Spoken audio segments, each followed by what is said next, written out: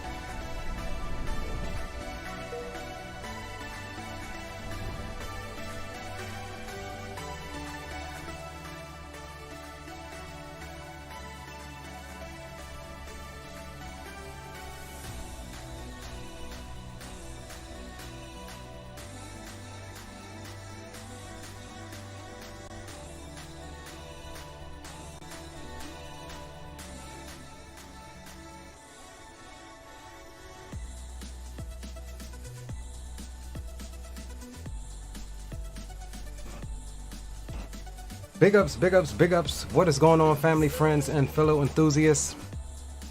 We got something different planned for y'all today, boys. And it should be a fun one. A fun, but probably frustrating one as we embark on the journey of preparing ourselves for our private pilot certification in the real world. So we are in the Cessna, the Air Force Lab Cessna 172 Sierra Papa, and we'll be operating out of my home airfield, that is Potomac Airfield. Airport code is VKX, or KVKX, that is. Lot different than what I'm used to, boys. You know, we're used to doing the IFRE thingy and having everything easy made, ready made, and everything like that. But not here, boys. This is going to be VFR flying at its best.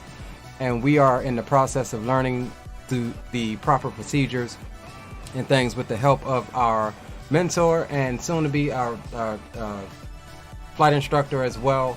But we're trying to get ahead of the ball now, learning as much information as we can learn with the help of Mr. Greenlight Auto Brokers, who is in chat. This man is for the win. He has taken me under his wing, and that's Geo calling me right now. He has taken me under his wing and is providing some very, very, very useful information. He has over 30 years of flying experience, and we cannot take away from his experience whatsoever. And we're going to just soak up everything that we can. We told him the other night that we are just a sponge, a dry sponge, ready for moisture.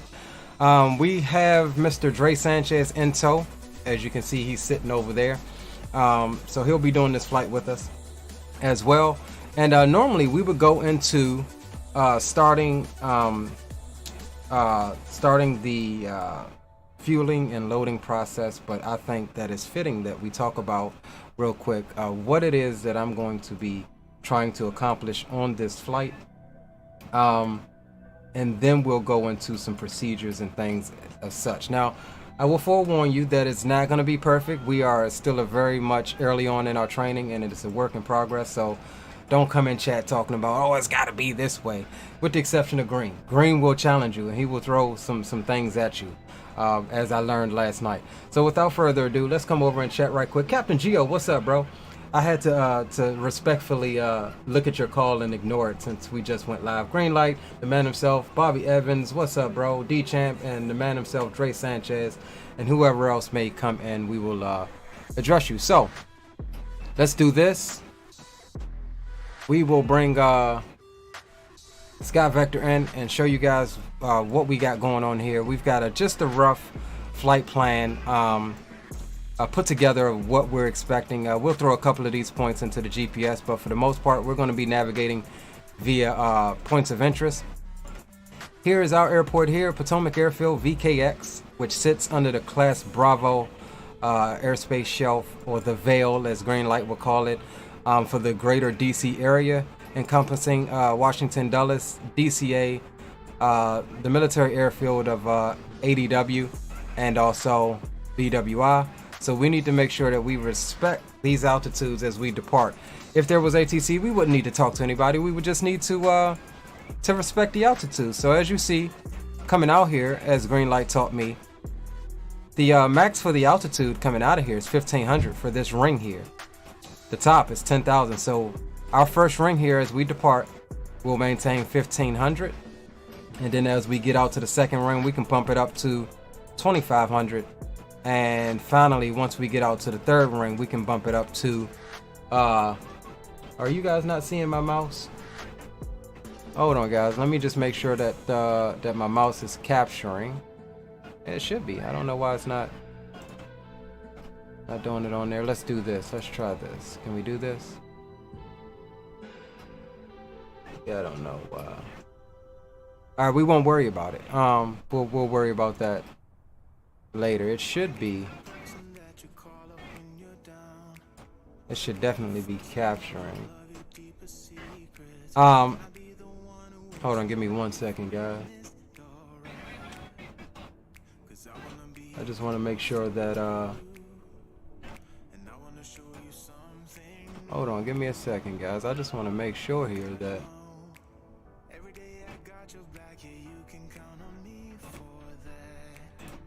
all right, that's what it is for some reason. Let me just restart OBS on this computer here.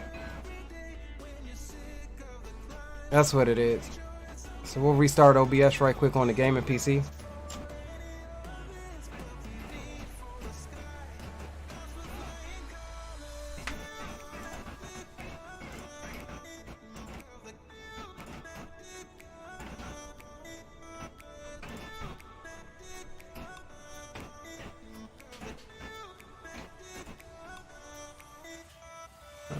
Give me a sec, boys.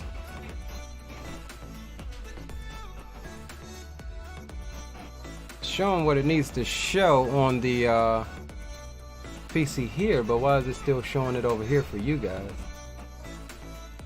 Let's see here. Just give me a second, boys.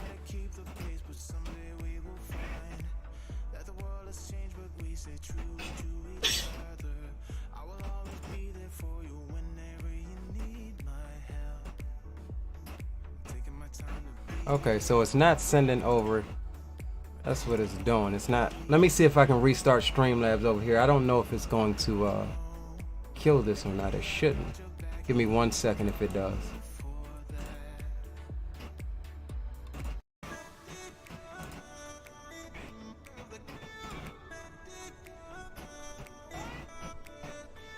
All right. I think we should. Yeah, we should be. All right, yeah, we should be good now. All right, so we got that figured out. Let's see here. Let's go back to what we was originally looking at.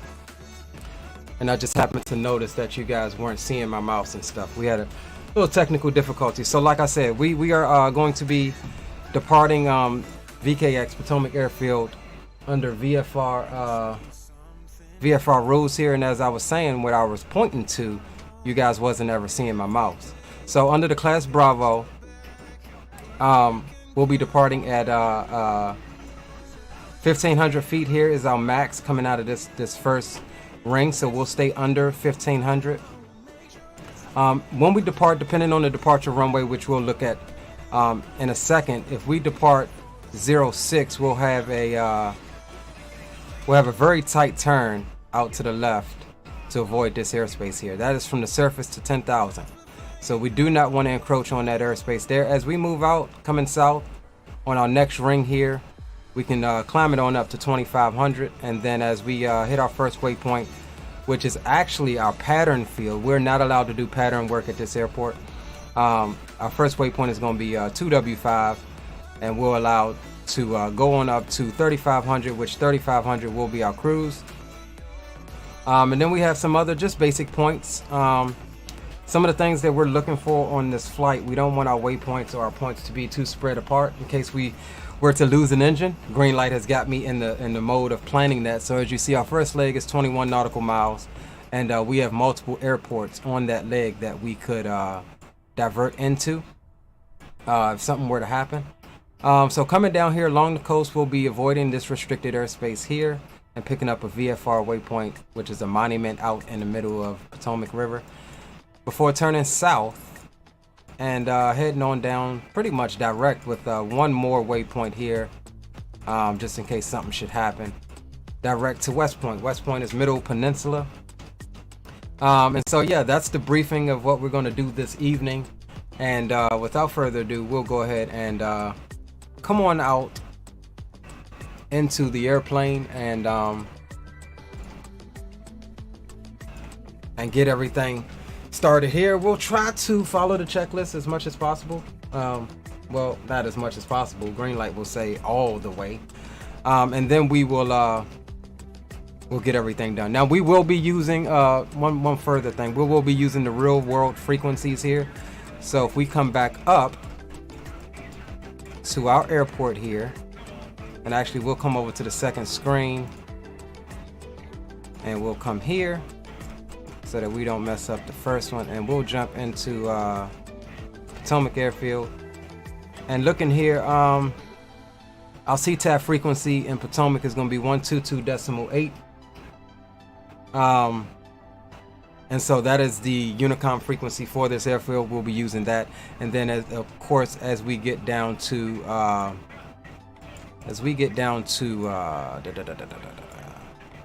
total distance is 80 nautical miles, Greenlight. As we get down into mid-pen and take a look at our information here, our CTAF frequency is actually going to be 123, so that's what we'll be making all our calls on as we get down there. And yeah, estimated time is going to be 42 minutes, and we're looking at a distance of 80 nautical miles. And yeah, so we'll slide this on up, and we will get into Discord, because I do believe that Greenlight is in Discord.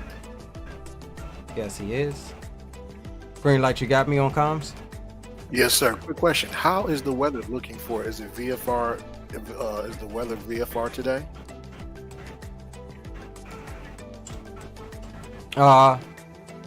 Yeah, we have 10 statute mile visibility. No precipitation reported. Altimeter is 3031. Winds are 180 at 5, and temperature is 17. Okay. Now, also, just while we're talking on Discord, I want you to make sure during en route during your flight, you're preparing for your landing, and I also want you to make sure that you get your weather about 15 to 20. You should be able to pick it up about at least 10 miles out to start looking at your weather, so you know what traffic pattern is going on in the airport. And then I'm going to sit back and just watch. All right, cool. Sounds good, bro. I'm gonna turn Discord down for a minute and start pre-flight. All right. All right, boys, so that is the mentor there. He is on comms with us, but we've got him turned down at the moment. So let's jump into the airplane for a second, and let's pull up our checklist. And we'll go pre-flight. And we'll jump back out for 1 second. And actually, before we jump back out, let's come down here and let's go... Here's doing that thingy again. Let's go camera and let's go in like so. There we go. Battery, we're just checking fuel. So we have about 11 to 12 there on both sides, so that's good. We can also remove the control lock, and let's get our landing taxi, nav, strobes, and beacon on as well. And let's just jump out and check that everything is working there, and then we'll go back in and turn all of that off because we don't want to kill our battery here. So we'll do a quick spin around. Beacon is working, strobes are working, nav light is on, landing and taxi lights are good, left nav light is good, left strobe is good. All right, cool. Let's jump back into the aircraft and let's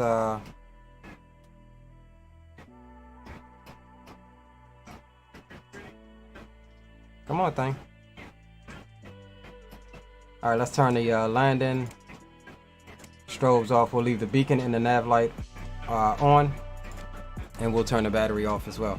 All right, let's jump back outside and let's do kind of a, let's see, will it let us go into walk mode here.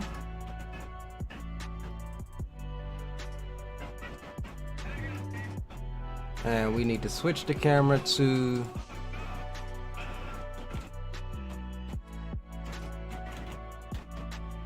the outside. You gotta bear with me, guys. This is a new plane in the hangar, so we're still trying to learn how to operate the daggum little interactive stuff. All of the little interactive stuff we're trying to learn how to operate, and we did have it at one point.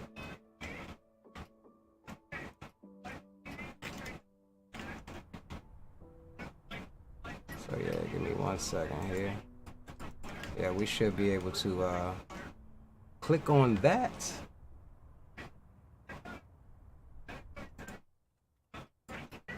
There we go. Now it says I'm in exterior. Had to click it again. Okay.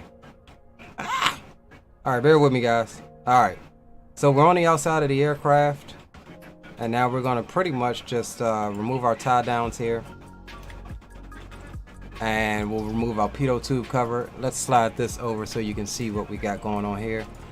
Pre-flight. So Aero, airworthiness certificate, registration, operating. Oh damn. What is the O? What is the O? Operating. Operating. Was it operating? No, it's not. It's operating something. And then your weight and balance is W. I had all of this in my head. All of it in my head. Oh yeah, flaps. We did forget the flaps. I knew it was one thing. We'll jump back in and do that. So weight and balance is checked. Park and brake. We need to come back in.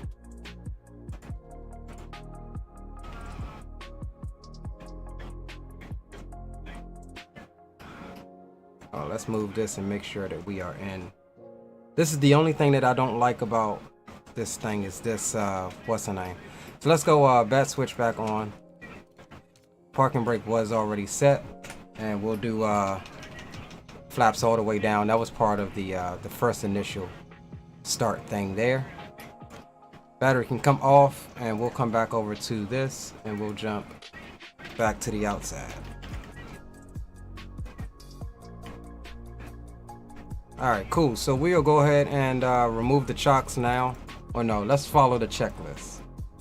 As Greenlight would say, let's follow the checklist. All right, so parking brake is set. Control lock is removed. Fuel selector is on both. Ignition switch is off. Avionics master switch is off. Master switch is on. We already did these little things here. Static pressure, alternative valve source. Is that over here? See, I hate messing with this. That's cabin heat. Static pressure, alternative valve source, which I have no idea what that's at. We're just gonna call it off. Greenlight ain't gonna like that. Annunciator panel, hold and test. We'll do that in a second. Flaps are extended. Pitot heat on and check. Pilot pitot heat off. All right, so let's just go ahead and do this. Master switch on. Fuel quantity checked and verified. Static pressure valve off. Annunciator panel on and test. Oil pressure, left vac, or left and right vacuum pressure. Okay, got that. Flaps extend. Pitot heat on. Okay, now how would you test the pitot heat, Green? And as you see, we are getting some discharge from the battery, so we need to make sure that we get that. And we already did the external lights. We'll go next. Left wing.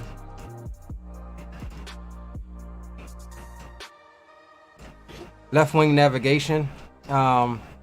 is checked. Landing lights are checked. Navigation, that's all checked. External lights off. Master switch off.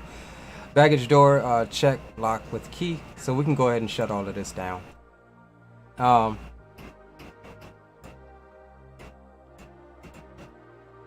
does it keep scrolling all the way back? All right, cool. Let's jump back outside right quick. And let's just walk around.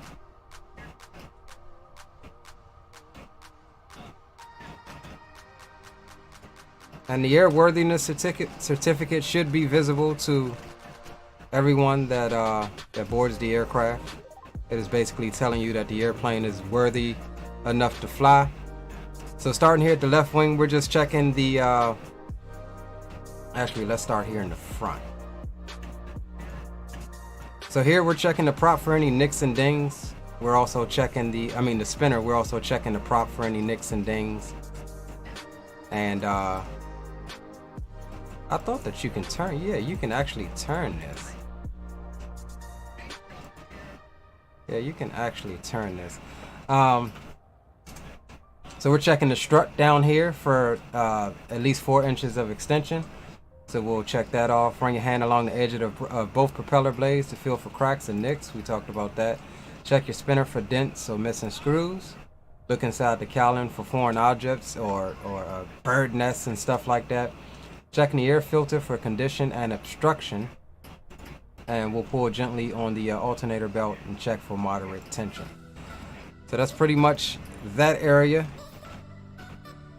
I wish this thing wasn't so sensitive so we can like walk around a bit slower.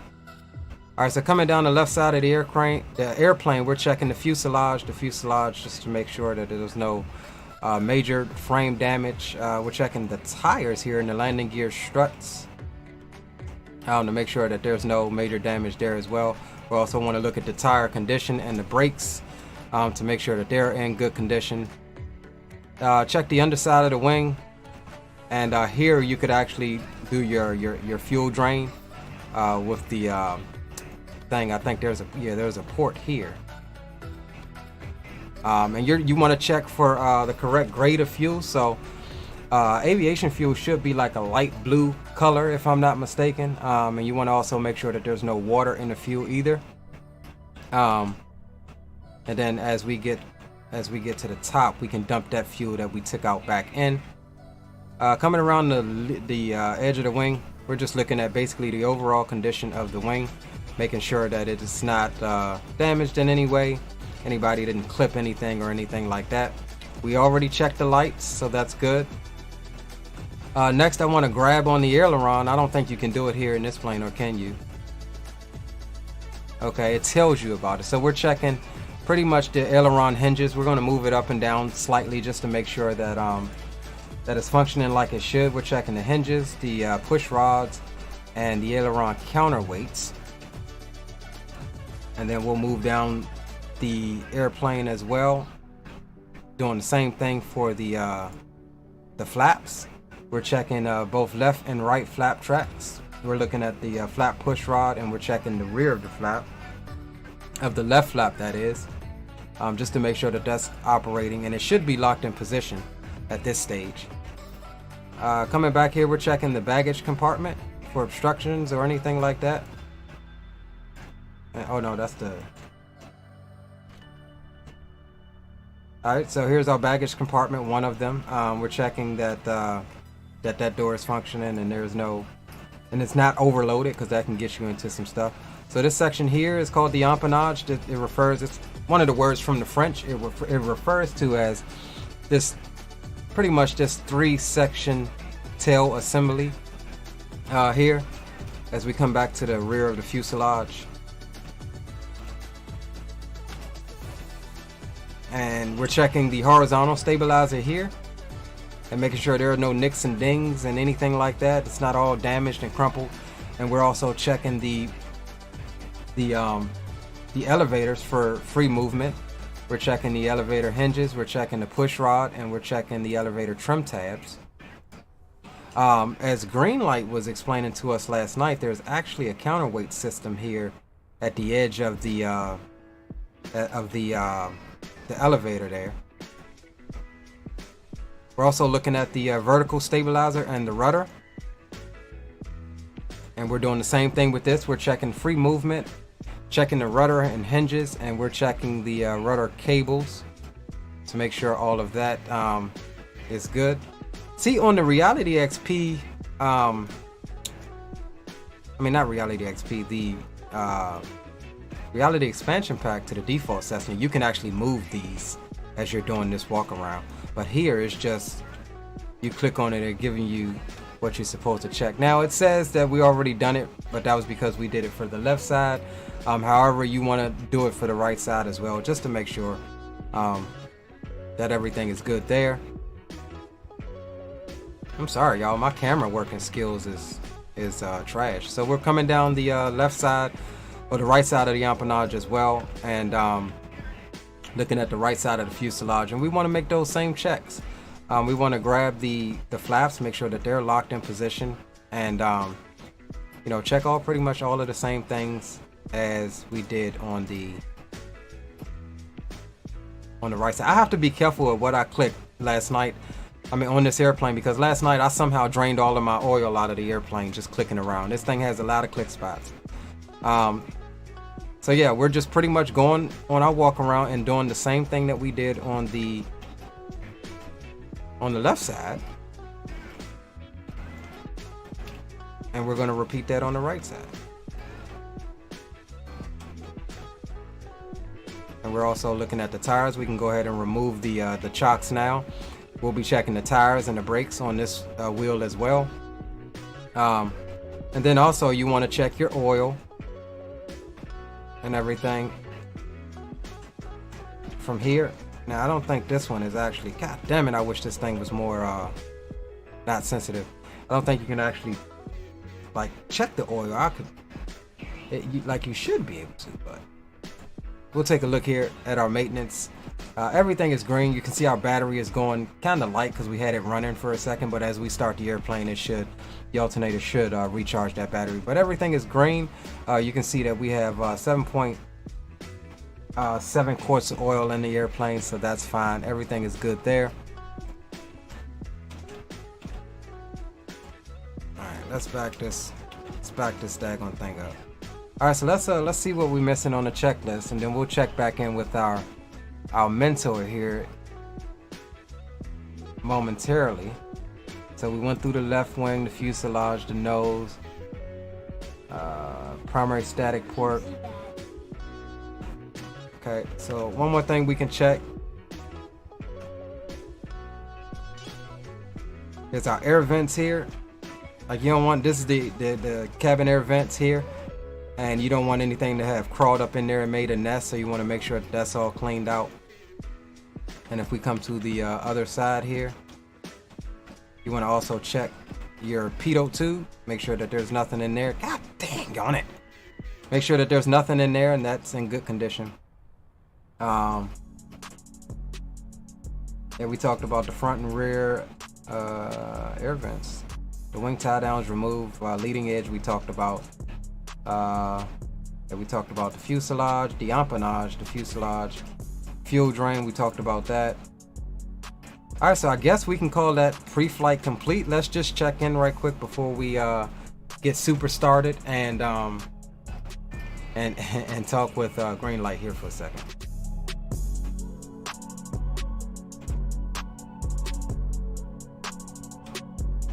Greenlight, you got me? Yep, I'm here right now. Can you hear me? I got you. All right, so anything you want to yes. add into the pre-flight? Yeah, and this is just for you. And there are a few areas that we have to go over, but okay. Particularly what you want to do is you want to start. Just think about it's systematic. You start with the left side of the plane first. You start at the wing, and then what we'll do tonight, later on after your stream, we'll debrief, and I'll actually show you the proper way. But never leave the battery on in these airplanes, regardless. Okay. You don't turn while you're doing your preview because you've already checked the lights. You already know they work, so never turn the battery back on until it's time to start. Okay. But we're gonna go through, and then what I would like to do tonight, just real quick, because I know you're streaming, I want us to use the checklist that I gave you, and I want us to go through methodically and I'm going to show you the actual proper way. But for the most part, it's really good. You got most points. We just have a few little areas that we need to tighten up on, and once that's done, you'll understand why we'll do it the way we're going to do it. But you start on the left side of the plane, and you end up at the prop. Okay, awesome. All right, makes sense. Because that shows you finished. Okay. All right, that makes sense. Keep rolling. All right, bro. All right, I'm going to put you back on mute and turn you down a little bit, and we'll keep it going. All right, guys, that was some good information from the mentor there. Like I said, my man's got over 30 years experience. Yeah, I ain't gonna stop saying that because he started flying when I was 5. So yeah, so let's move on through the checklist, and I think at this point we can go ahead and get in, and looks like Dre is ready to go. So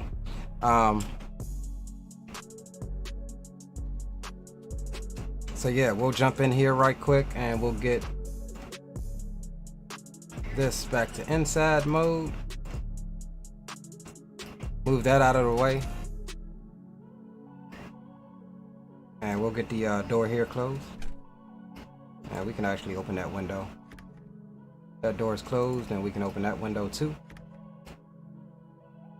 Alright, so before starting engine, pre-flight inspection is complete. Ensure that you all have your cell phones off. Passenger briefing, I am the pilot in command of this ship this evening. We'll be departing 2-4 this evening, and we'll be cruising at 3,500 feet. If something shall happen before passing 1,000 feet, we'll nose down, try to pitch for best glide, and find a place to set her down. If we're above 1,000 feet, then we'll turn around and come right back to the airfield. Don't anticipate having an engine failure, but anything can happen with this Airflow Labs aircraft. So that's pretty much the passenger briefing in a nutshell. Seatbelts are current. God, why does it do that? Seatbelts are currently on, and we'll test the brakes here shortly. All of the circuit breakers are in. Let me get my head tracking on. All right, all of the circuit breakers are in, and electrical equipment is off. Avionics master switch is off right here. Fuel selector is on both. Fuel shutoff valve is on, that's pushed in. Avionics circuit breakers are in as well.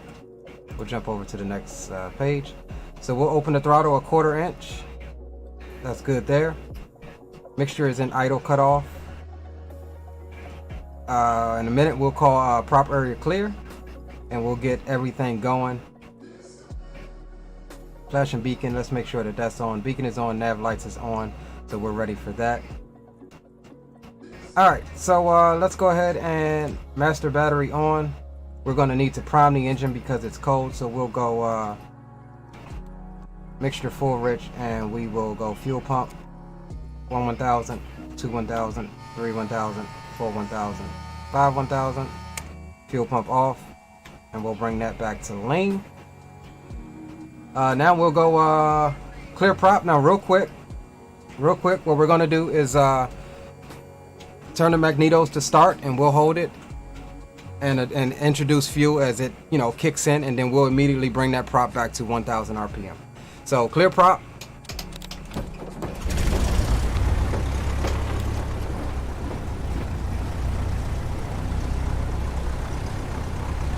All right, so we've got 1,000 RPM set. That's good. We'll bring the alternator on, start recharging that battery. Auxiliary fuel pump is off. Ignition switch is on start. We did that. Advance to rich when engine starts. That's done. Throttle is RPM max. We've got our 1,000 RPM set. Oil pressure is checked in the green. That's fine. Mixture, we'll lean it out for taxi. So we're looking for an initial looking for a little bit of a rise, and then it'll start to fall off. So there's the fall off. So about right there is going to be our leaned out for taxi. So that's good. Flaps, we can bring them up now. Avionics master switch can come on. Radios, we'll get the radios on as well.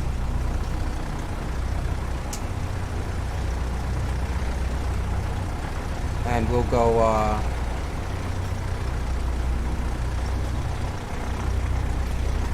okay, I never turn these daggone things off. That's what it is.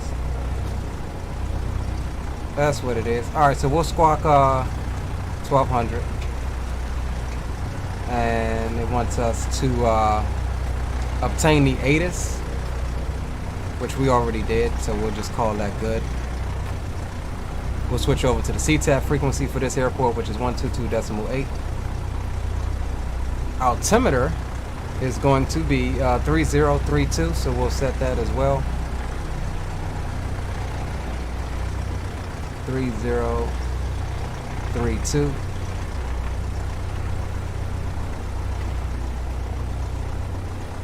And let's set it on both sides here.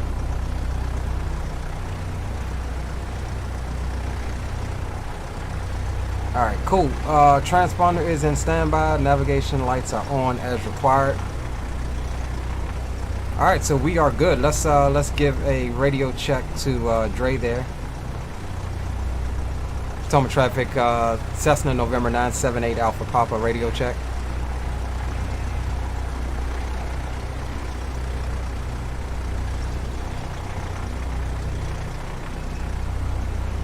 Alright, let's just check our thing here because it's not.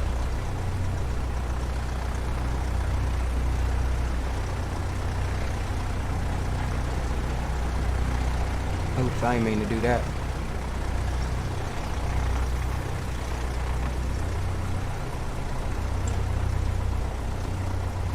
Aspiring Aviator, what's going on, bro? Nolan, hello, welcome aboard.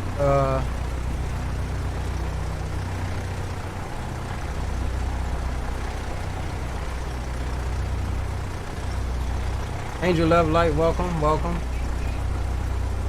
There's your information. We are at a zero fuel weight of 1802 and takeoff weight of 1927 is the weight of your aircraft, sir. Okay, now I'm getting a transmit. Potomac traffic, Cessna November 978 Alpha Papa radio check. Oh, you know what? I had it turned down and muted. Stand by, Green. You're gonna hear me for a second. Potomac traffic, Dre, you got me? I got you. There I'll we copy go. it. All right, we're just about ready for taxi. I'll let you know when I'm ready. About 3 to 5 more minutes. Okay, roger that. Then you got me 5x5? Yeah, I had the volume turned down. It's on the same slider as Discord. Oh, okay, yep, roger that. Yep, we're standing by, ready to go. We had your stream up there for a little bit, so we knew exactly where you were at. So we're standing by. Utility, Green. Roger that. All right, yeah, so we're in the utility category, Green, based upon the weight. And so what we're going to do is just real quick, we're going to put just a couple of little VFR fixes here for our reference, which the first one is going to be 2W5.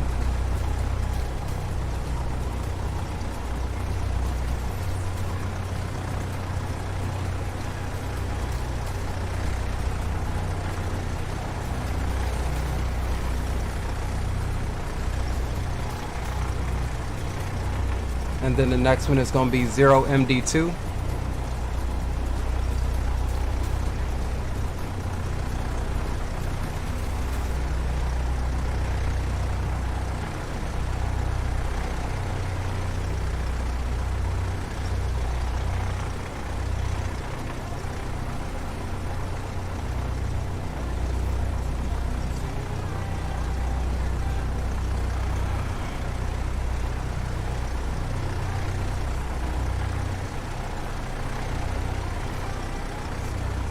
Okay, that's correct, Squire.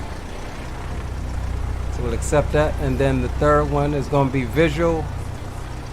And then VG29. So we'll just do...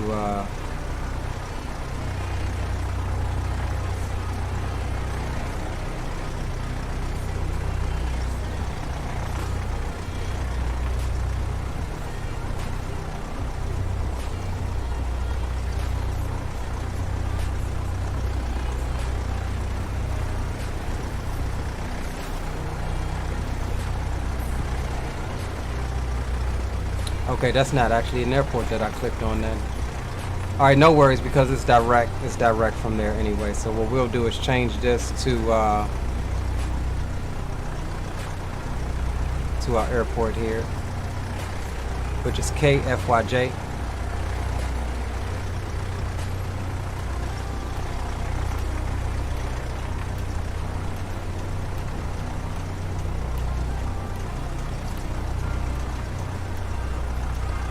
All right, cool.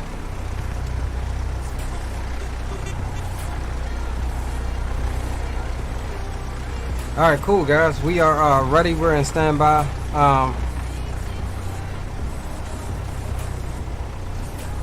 We'll swap over to GPS there, and then when we get to the runway, we will do everything else that we need to do. We'll be departing 2-4 this evening.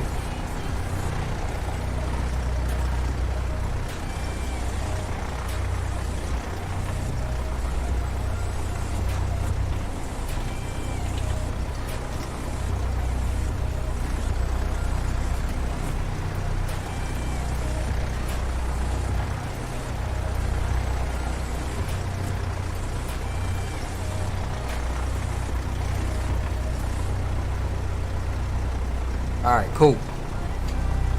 Alright, boys, so we've got our taxi checklist. We'll test the brakes once we get moving. We'll ensure that the turn coordinator is working.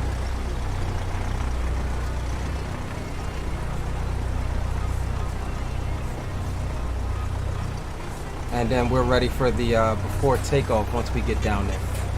Alright, so we'll get that out of the way.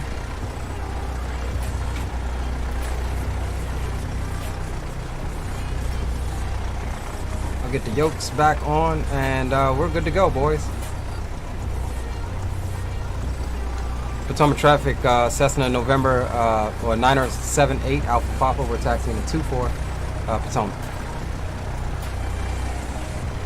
Potomac traffic, November 350 Kilo Tango will be following Cessna traffic to runway 24 for Potomac traffic. All right, so let's do this. Brakes can come off, taxi lights are on, and we'll get her going.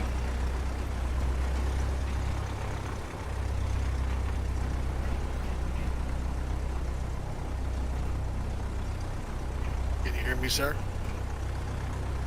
I got you. Did you do your run-up, sir? Do your magneto check? No, I'm gonna do that down here. I feel like my dad going what's the name, man? Hold on, give me a second, y'all. Did I forget something?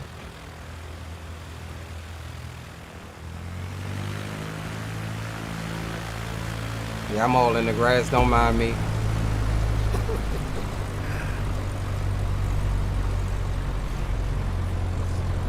Alright, brake check, that's good. Turn coordinator is functioning as well.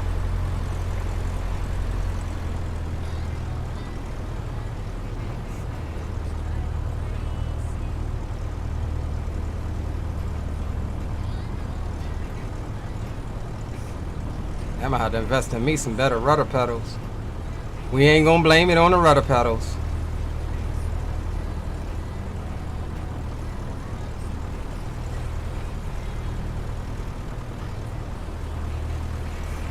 Alright, so in real life there's a huge nicely painted compass rose that sits down here at this part. So we usually just taxi right around like this.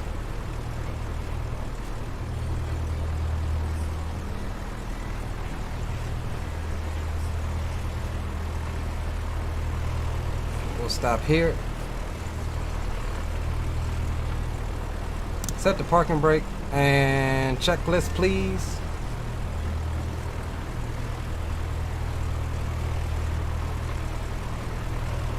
All right, before takeoff checklist.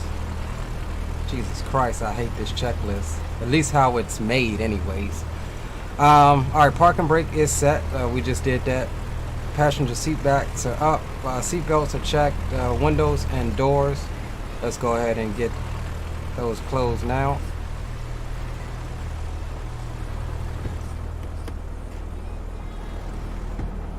All right, flight controls, let's check them.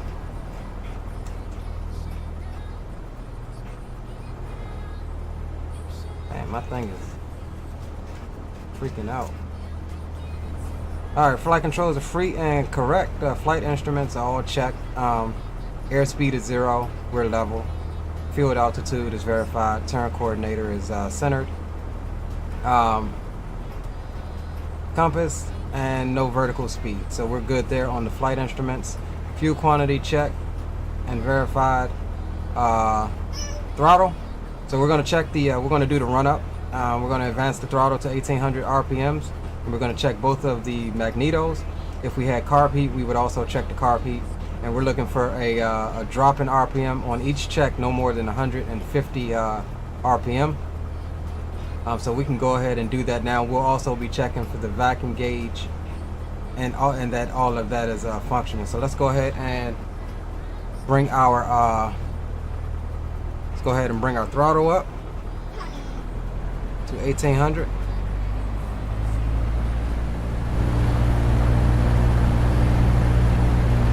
Alright, that's good. So we're going to check the right magneto first. There's the RPM drop. Back to both. Check the left one. There's the RPM drop. Back to both. While we're here, we're checking checklist. We're supposed to be in full rich right now. Caught myself. But this is why we're doing it like this, so we can make sure. We're looking at the vacuum gauge right here. That's in the green. That's good. Instruments, amp meter.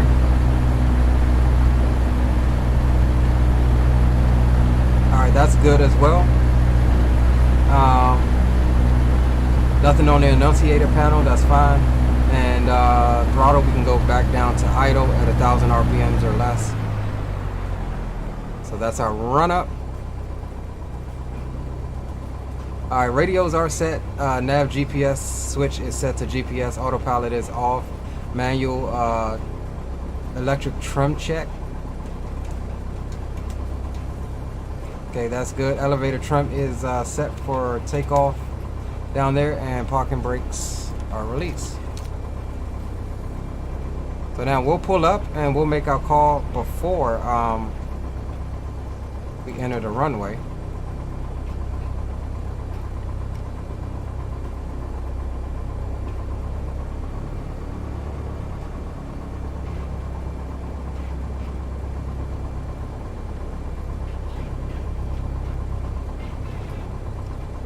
We'll stop and hold short here, and we will set flaps 10. Alright, this is a short field departure, so we'll do flaps 10 mixture rich, and we'll depart. We'll rotate at 55 knots, climb out at about 70 to 80 knots. Final approach is clear, and the runway down there is clear as well, and let's make our call. Potomac Cessna 978 Alpha Papa is lining up on runway 24 for departure to the south Potomac. And I was muted, so let's do that again. Potomac traffic, Cessna 978 Alpha Papa lining up on 24 for departure to the south Potomac.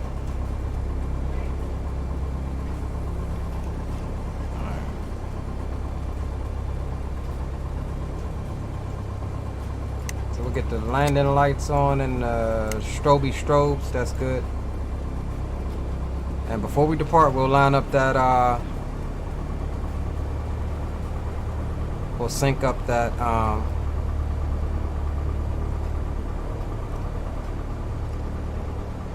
and this is only a 2,600 foot runway here at this airport.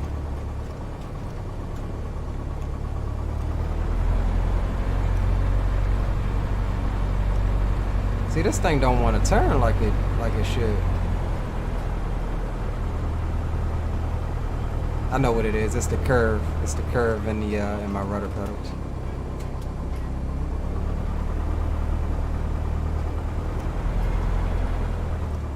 All right, so we'll stop here for a second.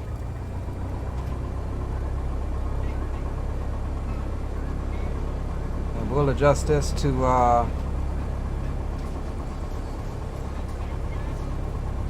to match up with our compass up here.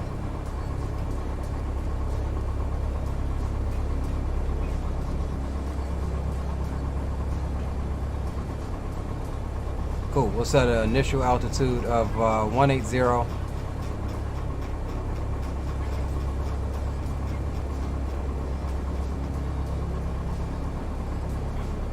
Cool.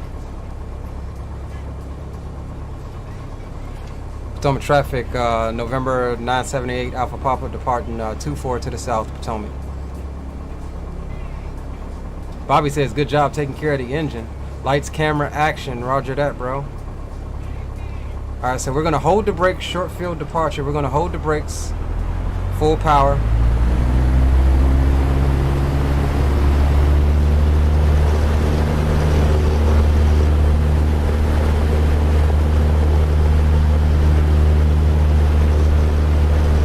And we'll release the brakes. Hit that right rudder for the adverse yaw. Airspeed is alive. Maintain center line, there's 40 knots. There's 50, 55, gently pull back. Positive brake. 60 knots. Flaps can come up. There was a drop because the flaps came up. 500 foot a minute on a climb. Trying to establish, and there's 400 feet, and we will left turn out to avoid the airspace.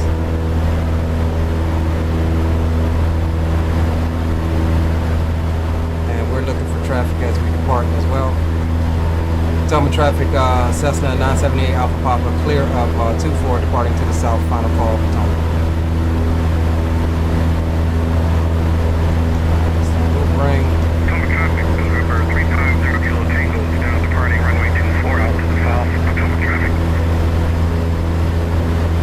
thing is a bit twitchy, so we'll keep our climb coming to about 1300.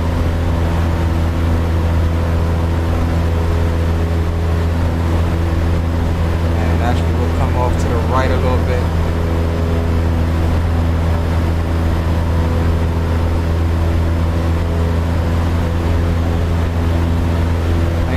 Trying to maintain 400 to 500 foot a minute on the climb, but as you see, this thing is a bit twitchy. I don't know how it's trying to depict the turbulence, but I don't really like it in that respect. We'll bring that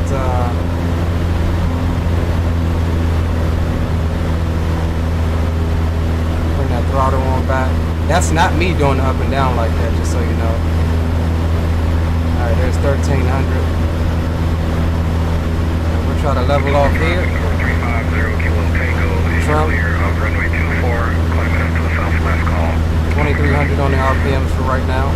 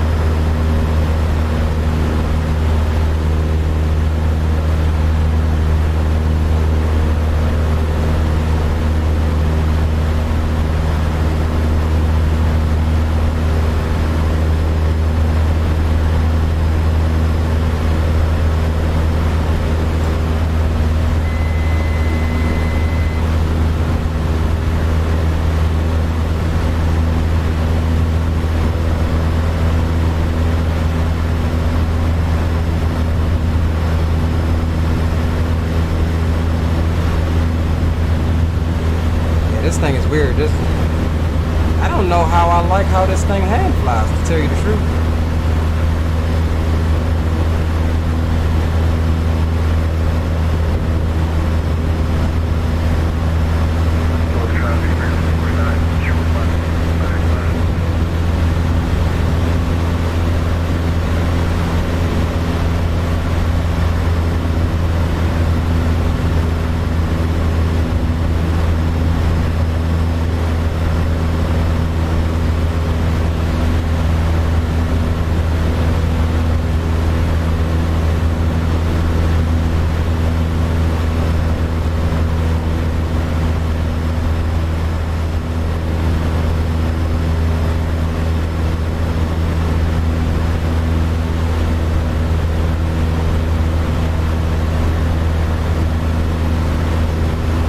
Alright guys, let's take a look at our checklist now that we've got this under control.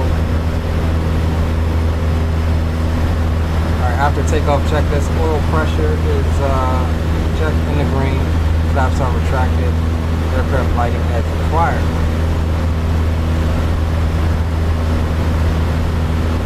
En route climb, we are kind of cruising right now just for that airspace reasons. But yeah, we've got the mixture, we're below 3,000 feet, so the mixture is still full rich. We got it trimmed out, autopilot is set, and we've got the power set at about 2,300 RPMs for cruise, which is fine. And actually, we can bring the power on back to about 22. That is fine.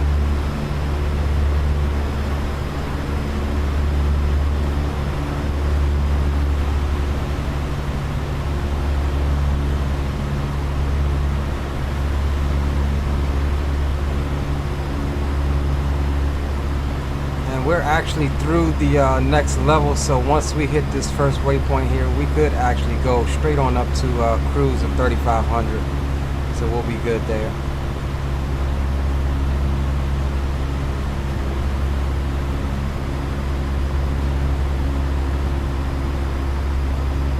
Okay, grain and sand pitch for 74 knots, best climb, roger that. Full power, full power. Roger that.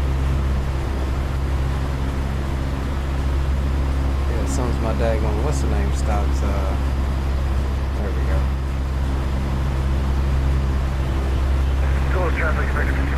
Alright, before we climb, before we start our climb, let's go ahead and set what we want, 3,500. We'll take the autopilot off and hand fly it some more. So we'll go full power, and we'll start our climb on up to 3,500, and we're looking for about 400 to 500 foot a minute.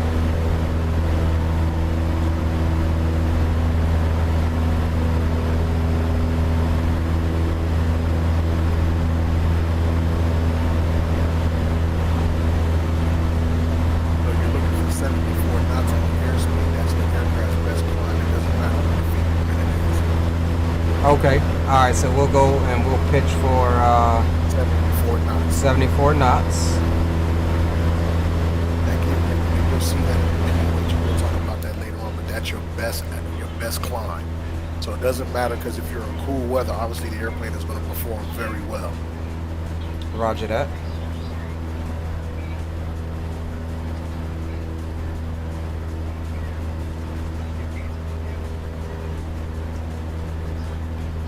So we'll give her some little bit of trim to relieve that pressure on the yoke.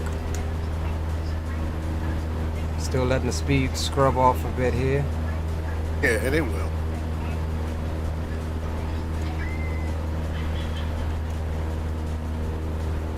Now you're approaching your 2,500, or you're going straight to 35. So right, good, yeah. That's right.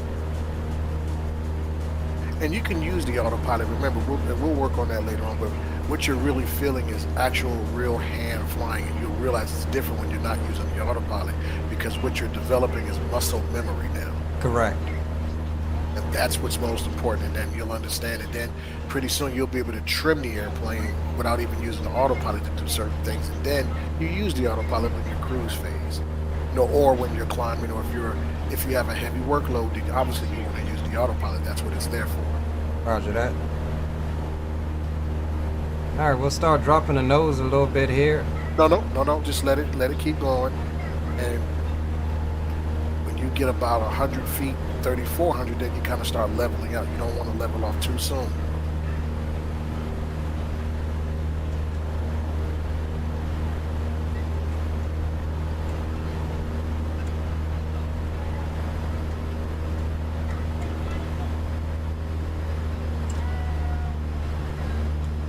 Now, you see how easy that is when you're about 100 feet away?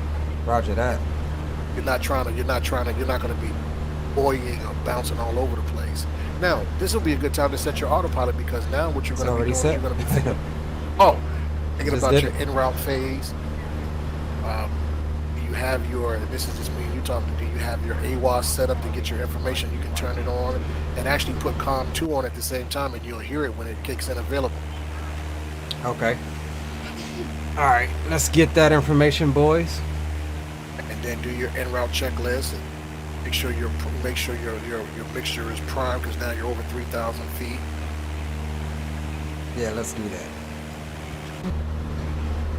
All right, checklist, cruise. We'll run it again. Power set per aircraft flight manual, 22 to 2300 RPMs. You can pull the mixture back, and when you see a reduction in power, then you put it right back so that the power, that means it's leaned out. Roger that. So we'll lean the mixture out. Yeah. There's a reduction in power, and we'll Put it just right back, just where it's right back there, right? Yep. perfect. All right, got her leaned And out. then, now you're leaned out, you're cruising. Now you want to start thinking about, now are you following your GPS? Loosely. Loosely, okay. So if you want to go ahead and press on the autopilot navigation or GPS, whichever the button is on there, and let the airplane follow the GPS coordinates, and you can still do that and still be, still doing your VFR. Roger that. So we'll go. Nav, what is it? Nav button or GPS? You have a nav or a GPS button on your autopilot. Yeah, nav. GPS or nav? Correct. Okay, hit nav. Hit navigation. Yeah, I It should did. line you up. I did. I It's forgot following. there's a Yeah, delay. it's following the GPS. Yeah. Okay, I forgot about the delay. My fault. Okay, so now all you're going to do is verify. Now, did you start the timer on your aircraft when you took off? I did not. Okay, not a problem. And did you time how long it was supposed to take you to get from your airport to your first waypoint on paper? I did not. I knew it was. Okay. I knew it was 11 nautical miles. Right, but we'll deal with that later. That's okay. Okay. Those are just little points. So let me put on there checkpoint time. So I'm just writing these little notes down. For the most part, you're doing an awesome job. I really am proud of you. You're really doing good. So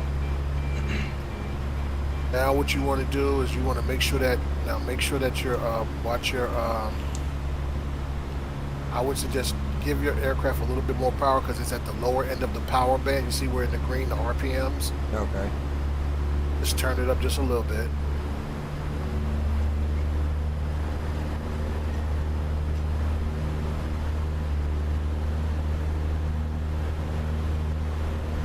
All right, 2300 RPM set. Yeah, good. Now, aircraft's doing that. Now, what I would do is I would press. Now, it looks like you got your COM at the very top. You said you got COM 1. Highlight Yeah. COM 2 radio and put in the AWAS That's what I'm looking for. Is the AWAS, which is or 132825. ASOS or whatever they have. What is it? It's 132825. Put it in the second radio.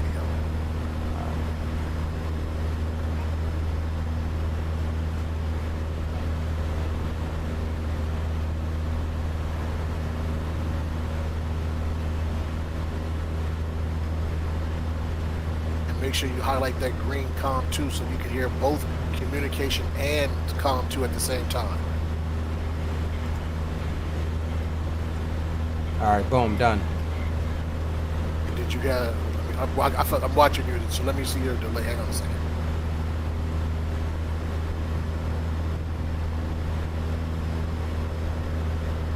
Boom, and when you get in range, it'll start. You'll be able to hear it.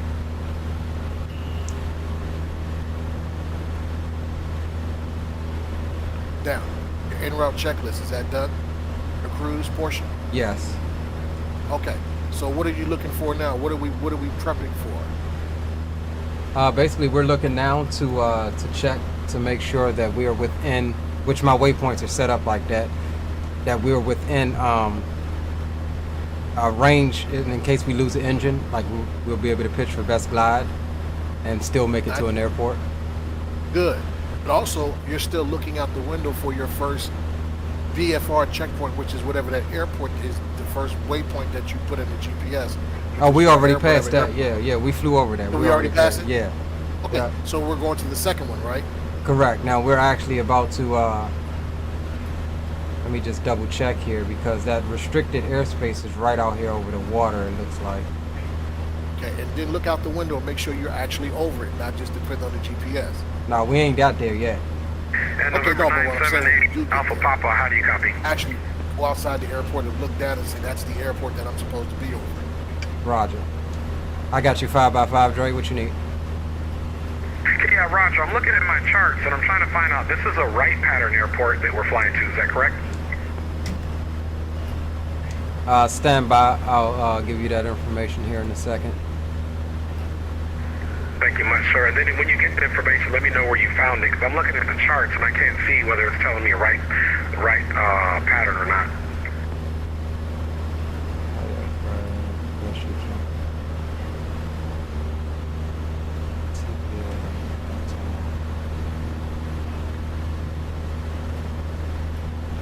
Alright, stand by 1 second. I'm looking that information up now.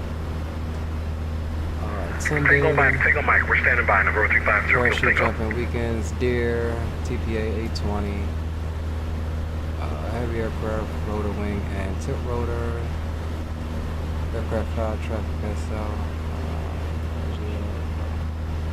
SL. Okay, now Green. Yes, sir. I'm looking here at the airport information. I know we went over this, but I'm not seeing where it says if it's a right or a left pattern. Great point. Great point. Remember what do we always say? It's always left if it doesn't say. If it doesn't say, right. Okay. Yes. Remember, VFR flying is always left traffic unless you look on the thing and you don't see it. Roger that. Dre, you there? Yeah, Roger, go ahead for November 350, Tango. Alright, so it's not on the airport information, so it's always going to be a left-handed traffic pattern if it's not otherwise specified. But look on Sky Vector Okay, too, Roger that. I'm sure you got that from Green. I do think I remember him telling me that. Appreciate that. Left-hand traffic pattern, and Yeah, that- we are Hold on, let him finish for right a second. now stand by. You may want to come to the left off of that river, bro. You about to fly in restricted airspace. Okay, yeah, Roger that. Because I didn't find Victor Golf 29er and the monument. That's why I'm off. Y'all come a little bit left. Appreciate that. So I'm looking at Middle Peninsula. Oh, can you hear me? Yeah, I got you. Okay. So it's the AWAS is 132.825. I'm looking on Sky Vector. Correct. That's what I have set. Yep. And so yeah, it's just left unless it specifically says RP. VFR flying is always left traffic. All right, guys. So we're banking the left here because we're right on the edge of that restricted airspace. That's fine. What you can see here, this is all restricted air. I'm talking to the stream. I'm sorry. Restricted airspace. So we'll bank here and fly along the perimeter of it before turning back south.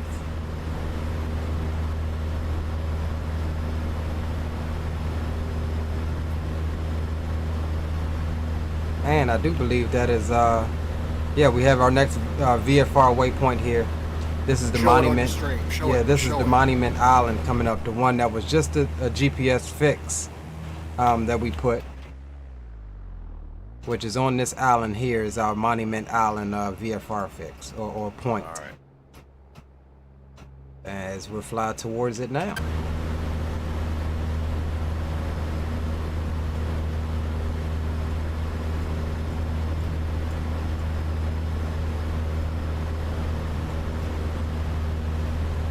Alright, so we'll leave that there. We'll reset the camera. Now, if you were getting, can you hear me? Yeah, I got you. Now, if you don't pick up the AWAS, you could always check your Sky Vector. Check your check your Avy tab and see what the weather is and determine which runway is going to be in use at Peninsula. Yeah, well, And when all you right. do Yeah, that, we'll do that now and have that as a backup. And you know you need that regardless. That's not a backup. That's always. Let's see. Airports. KFYJ.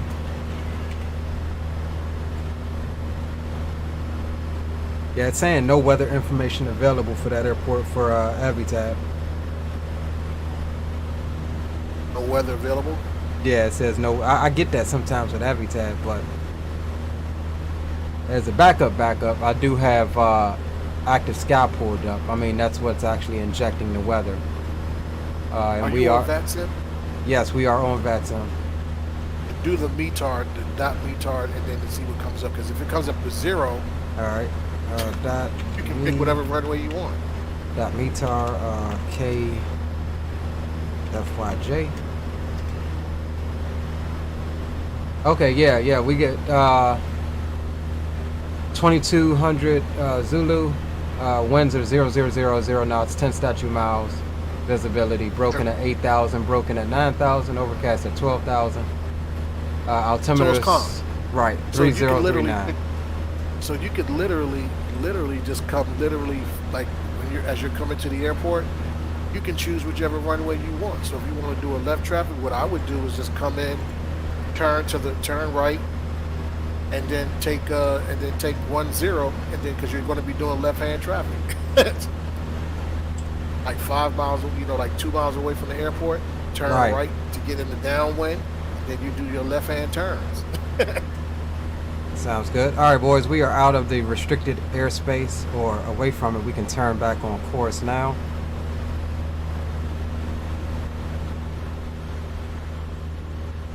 And we should have Dre somewhere out there. There he is. Out off of our right wing. And November 978 Alpha Papa, it's a little bit windy out here today. What'd you say? I'm good, bro. I'm calm. 3,500. I'm 3,500 active skies. Kind of bouncing me around a little bit here. Say that again. You said you're at 3,500 and what? If you look at my stream, I'm at 3,500 and we're getting bounced around over here.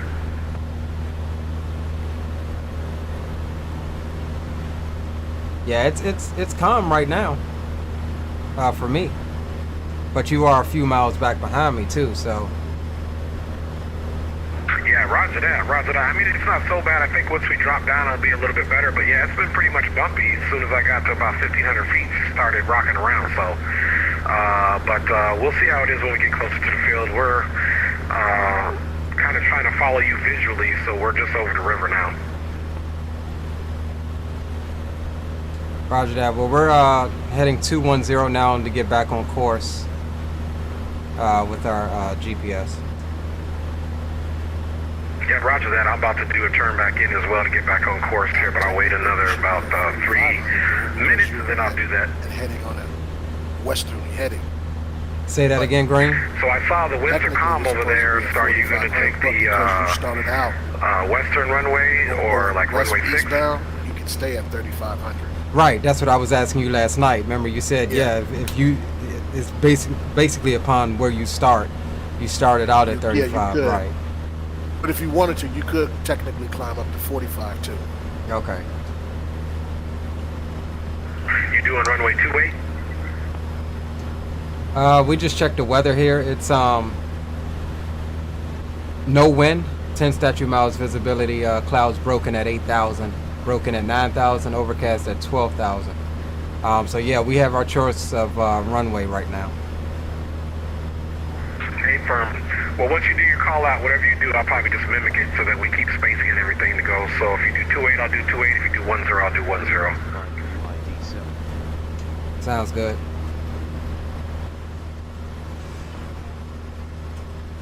All right. So let's see here. Where are we at? Let's go back to this. Now, what I want, can you hear me? Yeah, I got you. Now, as you get about 7 miles out, I'm going to show you how to enter the downwind on the 45 since there's nobody. So what I would do is, if you know the runway, you can kind of draw this out. If the runway is 10 and 28, right? Okay. And you go straight down the middle.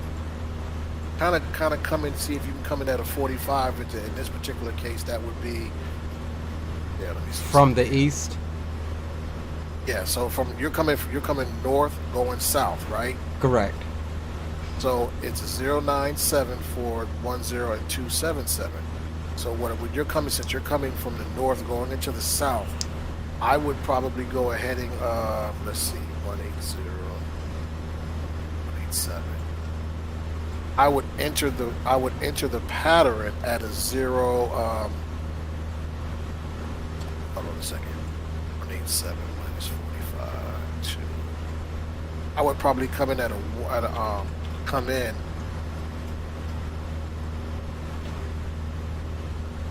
45. So here I'm just trying to think. So add 45. Excuse me, I'm supposed to add 45. Yeah, come in at about 225 degrees, and then what happens? Then you'll turn as you're coming in 225. As you get into the pattern, you're going to be going 277, right? Okay. And then you're going to do your 90 degrees left and 90 degrees left to get to the runway. Gotcha. That makes sense. Yep.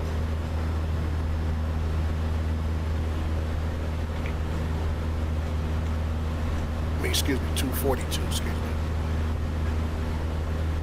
187 plus 45. 2. So that's 12, 14. Yeah, come at 242.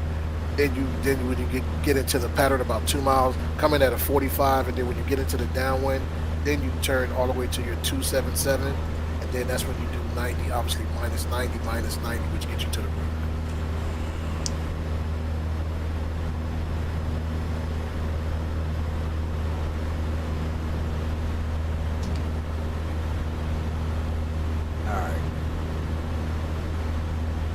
All right, guys. So we're just cruising, looking good. We're about 30 or so, 33 miles out from our destination. As you hear me and Green discuss how to enter the pattern and things like that. I do not have all of my camera views set up, but we'll come out and get some views from the outside. And in the next couple of minutes, we will start taking a look at our arrival into the airport here.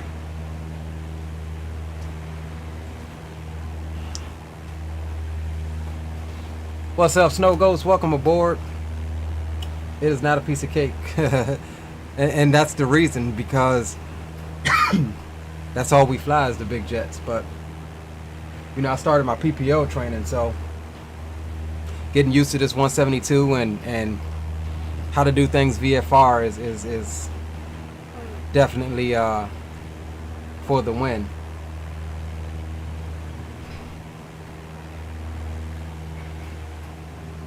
We got to start getting and breaking ourselves out of that IFR stuff and charts and all of that stuff, and learn how to start doing things VFR, since that's what we're training for.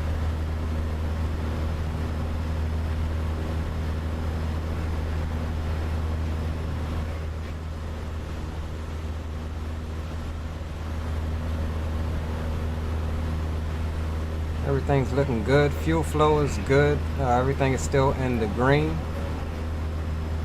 Left and right fuel quantity is good. And we're maintaining 2300 RPM on the power.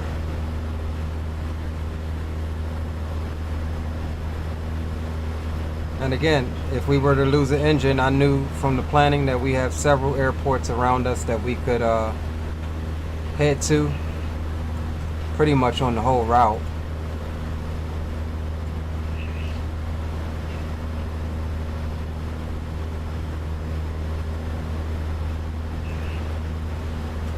And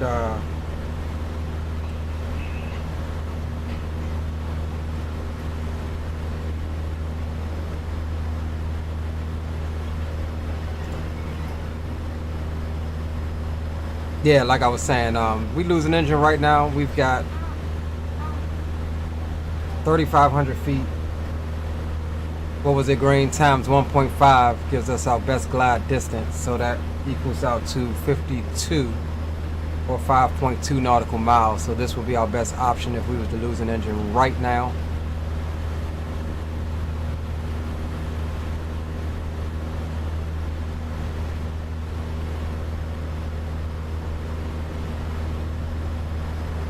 And we should be able to see that airport somewhere off of our right side here.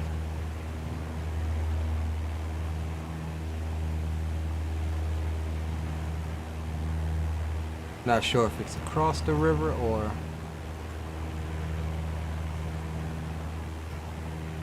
Okay, yeah, so it's just across the river.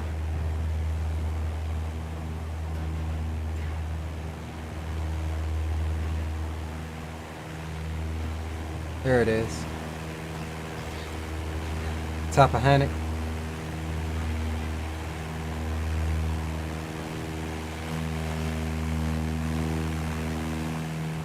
Alright, there's Dre back there bringing up the rears. He says, I learned that on panel, so I'm comfortable with it. I'm not sure what you mean, panel. On plane, okay. First thing my instructor did when I asked about what happened if we lost the engine was reach over and shut it off. Pretty big drop, then the recovery and glide. Roger that.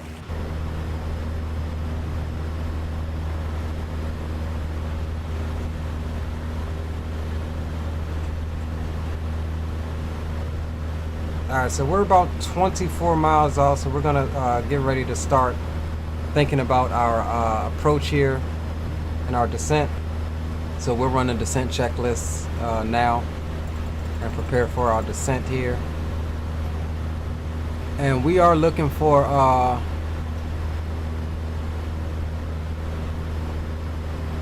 820 feet is the pattern altitude.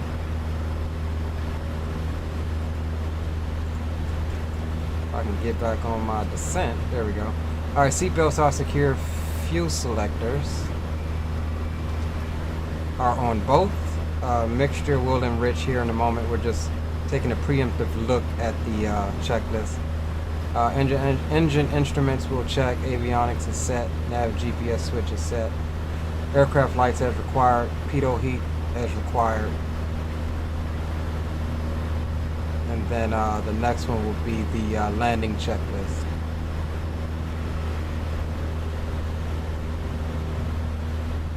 Alright, so let's go ahead and dial up 1,000 foot in altitude. We'll arm it and we'll nose down about 500 foot a minute. And we will bring the power back to about 19.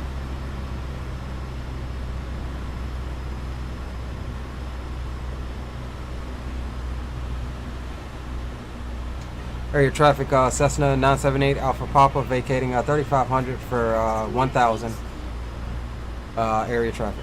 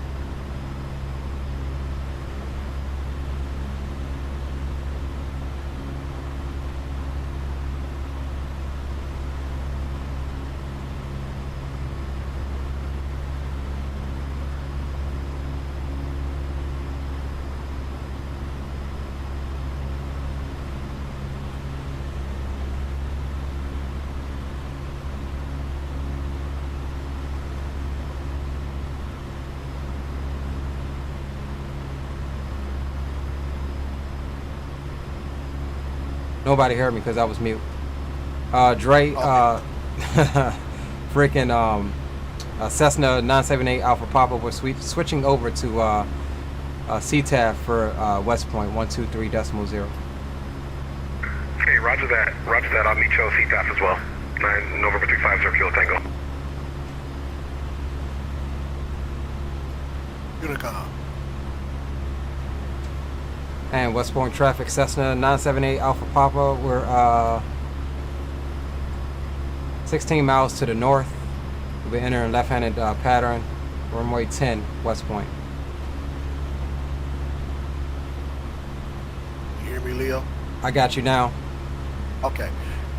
This is what I wanted to tell you. If you probably saw from the text, when you're 25 miles out, remember you're only at 3,500 feet, and I'm saying keep your pattern altitude at 1,000. So you only have 2,500 feet you need to descend. The same rule applies at 25. You know, whatever your distance is down to the altitude you're going. Okay. Which is only 8 miles. So you could have just started your descent 8 miles away because you're too far out. But it's okay for now. Okay. All right. Makes sense. But remember, just you're making these announcements, but you're so far away. Wait till you're about 10 miles out, then start saying, "Hey, we're going to enter the downwind on a 45." So, all right. Cool. Remember, whatever your altitude is to your traffic pattern, that difference you multiply that times 3 to get your descent starting your descent distance. So don't start too far out because you still may be in cruise. Okay. Makes sense. Okay. So, that'll just be another point we'll talk about after the stream. But I just wanted to give you a heads up on that, and make sure your comm is on for the other one too. That you should start hearing the AWAS or ASOS or whatever it is within about 10 miles of the airport. Yeah, it's on. So if it picks it up, I don't know what X-Plane has set. If it's just the standard, what's the name? Sometimes it works, sometimes it doesn't. Okay. But we'll see if X-Plane picks it up. Okay. But it is set and it is active for COM 2. 132.825 is what we got. Is that what it is? This will be a good time to verify it. Yeah, I got it right here. It's okay. Damn it, wrong page. And if not, you could always flip it on your regular primary comm too. Okay. Yeah, AWAS on 132.825, so we're good there.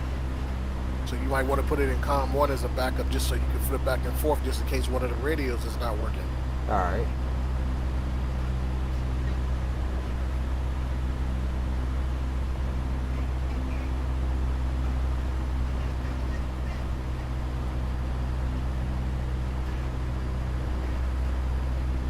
All right, 132.85 is on the standby.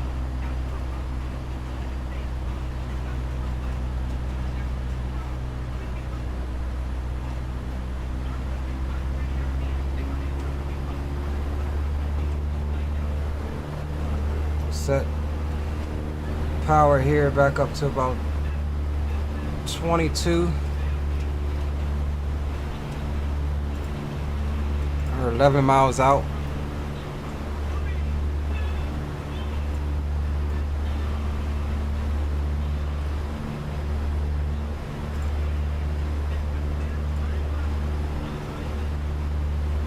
Hey babe, welcome aboard. Welcome.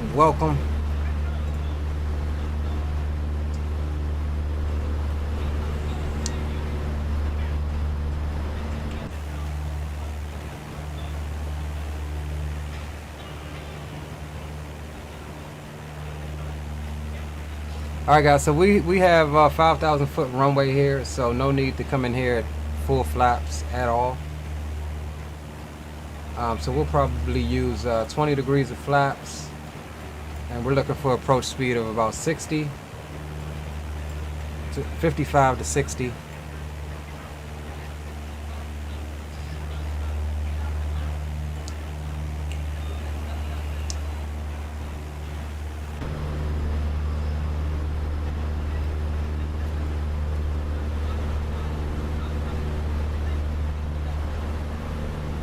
We'll come to the left a little bit more to give us a better intercept angle into the pattern.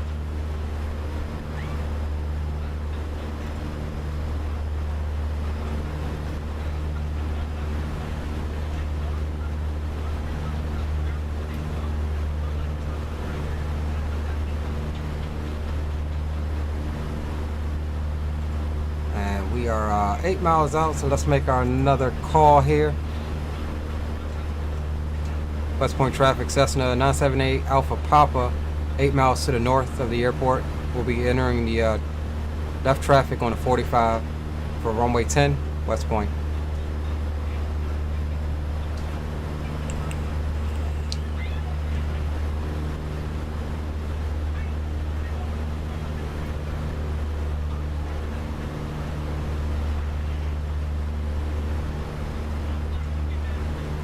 So on the next leg back up there, we'll roll with the reality expansion Cessna 172, just to try to get a true comparison.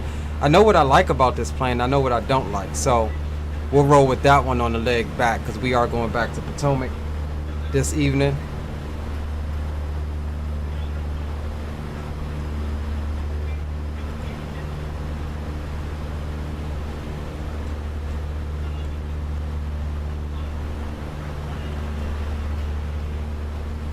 A little piece for a few minutes, right?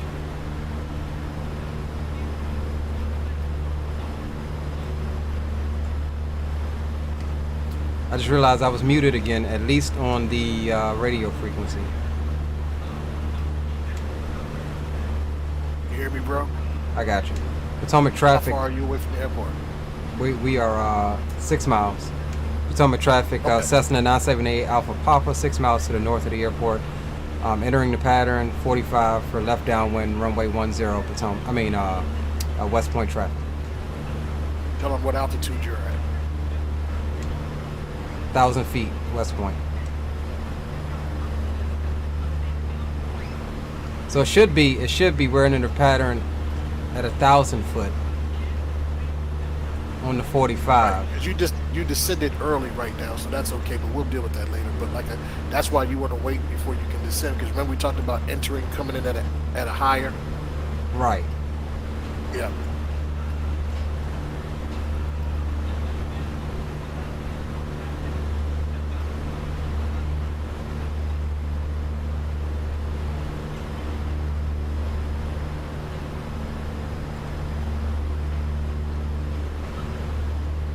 That's too far. Alright, that's good. That should be good.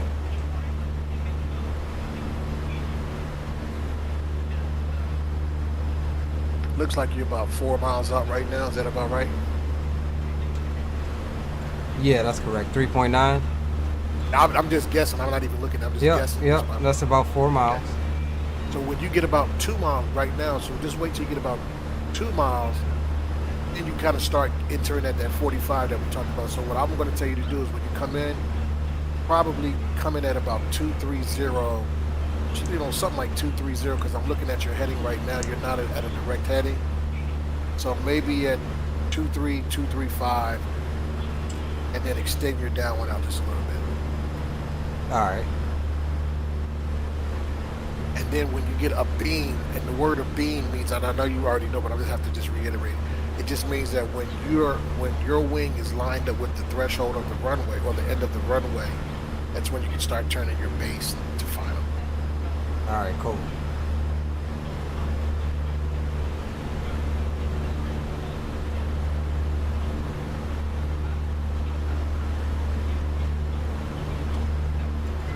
I would enter the 45 right now so that you can enter the downwind right up real good right there. And then as you enter, so you see how you're kind of coming in at a 45-degree angle? Right. Kind of see how you're a little bit off. Okay. And what you're doing is you're looking around for traffic to see if there's any traffic in the area, so you can always break off the approach if there's somebody that's there. Gotcha. Yeah. All right, let's take a second here and run our before landing checklist. Fuel selector is both. Landing lights are on. Seatbelts, harnesses are on. Flaps. We'll do flaps 10, but not yet. Mixture is rich. Autopilot is off. Normal approach 60 to 70 knots. Pull your power. Put flaps 1 in first, and then pull your power back to about 1800. Ooh, there's the balloon that we didn't account for. There's 1800 set.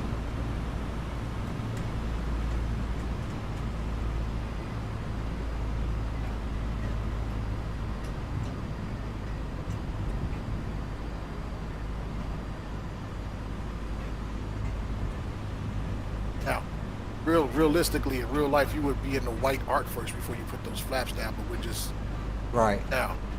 Now, when you turn to your base, that's when you go flaps 2 while you're turning base. West Point traffic, Cessna 978 Alpha Papa making left base, runway 10, West Point.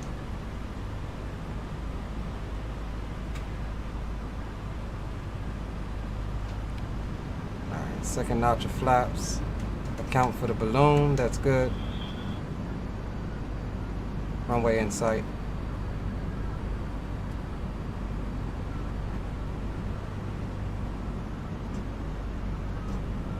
Yeah, see how twitchy this thing is on the, it's twitchy. I don't like it. That's actually how it does go when you West Point drop traffic, flaps. Cessna 978 Alpha Papa, short final, runway 10, West Point. And Alright, we're a always little you can add a fast. little bit of power too. Add a little bit of power just if you feel like you're sinking. Alright, Green, you gotta go on mute for a second.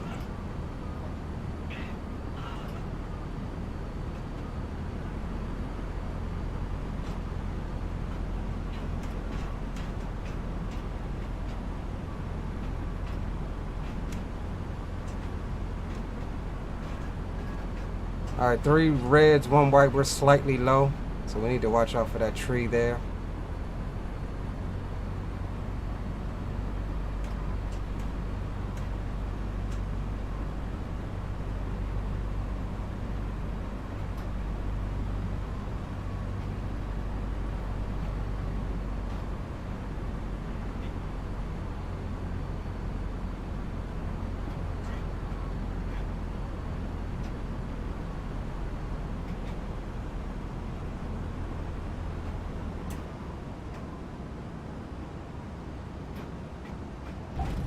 Ah, see, this thing is twitchy. There was a bounce. I didn't like it, but we're down.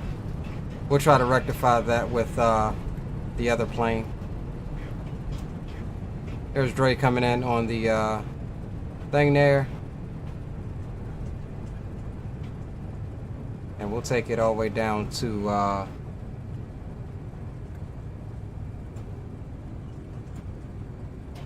here.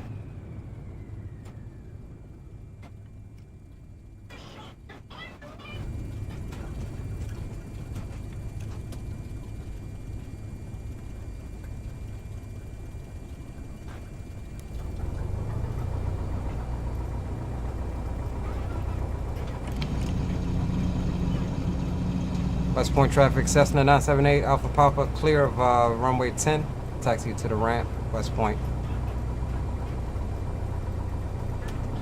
Alright, let's go checklist. After landing, exterior lights as required. And we'll stop here for a second and complete the checklist. Exterior lights as required. Landing can come off, strobes can come off. Pitot heat is off. Mixture, let's lean it for taxi.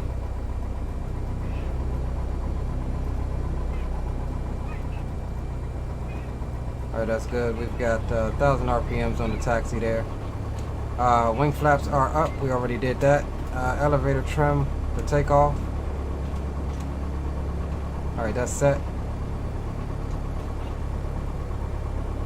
And after landing checklist is complete, we can go ahead and taxi over here to our parking area.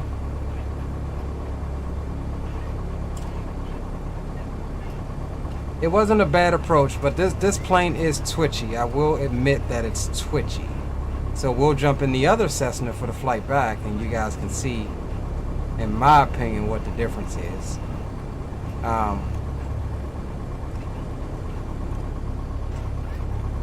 At least on the control aspect, hand flying.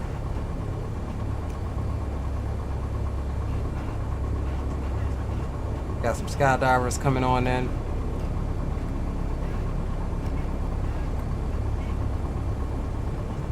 We'll keep that taxi line right in between our legs. Try to keep on center line here.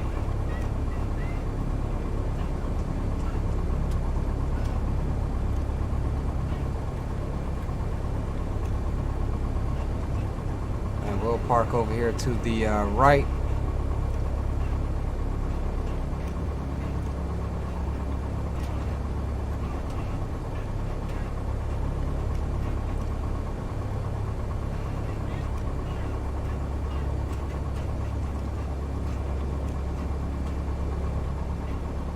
Arch that wing.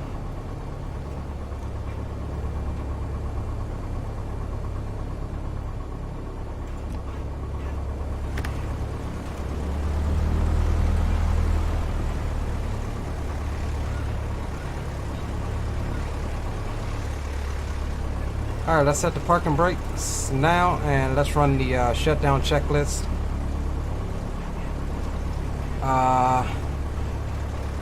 And we'll wait on Dre to come on in here. Avionics master off. Panel lights are good. Mixture idle cut off. Master switch off. And then ignition switch off. So mixture idle cut off. Master switch off. Ignition off. Cabin area is closed. Hobs and tack time. This is where we record the tack time there. And ladies and gentlemen, welcome to Middle Peninsula. We are going to go back to what's the name here?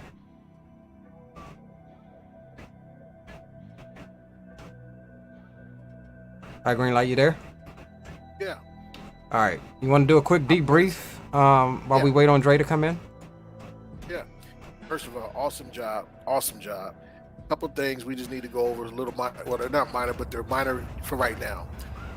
That plane is flying like it really does fly, because remember, you don't have the weight of tons. You're dealing with a few thousand pounds. Right. So that plane is flying the way that you're really going to feel it when you really start your training. Okay. It's not doing anything different. That is actually how those planes fly, because you don't weigh anything in the grand scheme of things.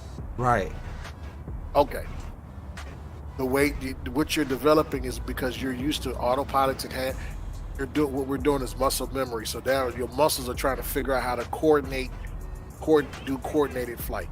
Okay. So now, over to basically we're going to work on the checklist as far as how we need to have you go around the aircraft.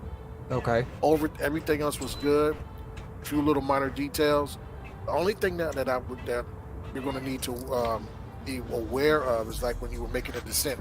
Just make sure that whatever your traffic pattern altitude and the descent altitude, the difference, just multiply times 3. You don't want to descend too early, because if you were looking out earlier, you were cruising at 1,000, but prior to you getting to the airport, you actually had another air balloon out there. Okay. All right. So this is why you want to wait until you're getting to the terminal area.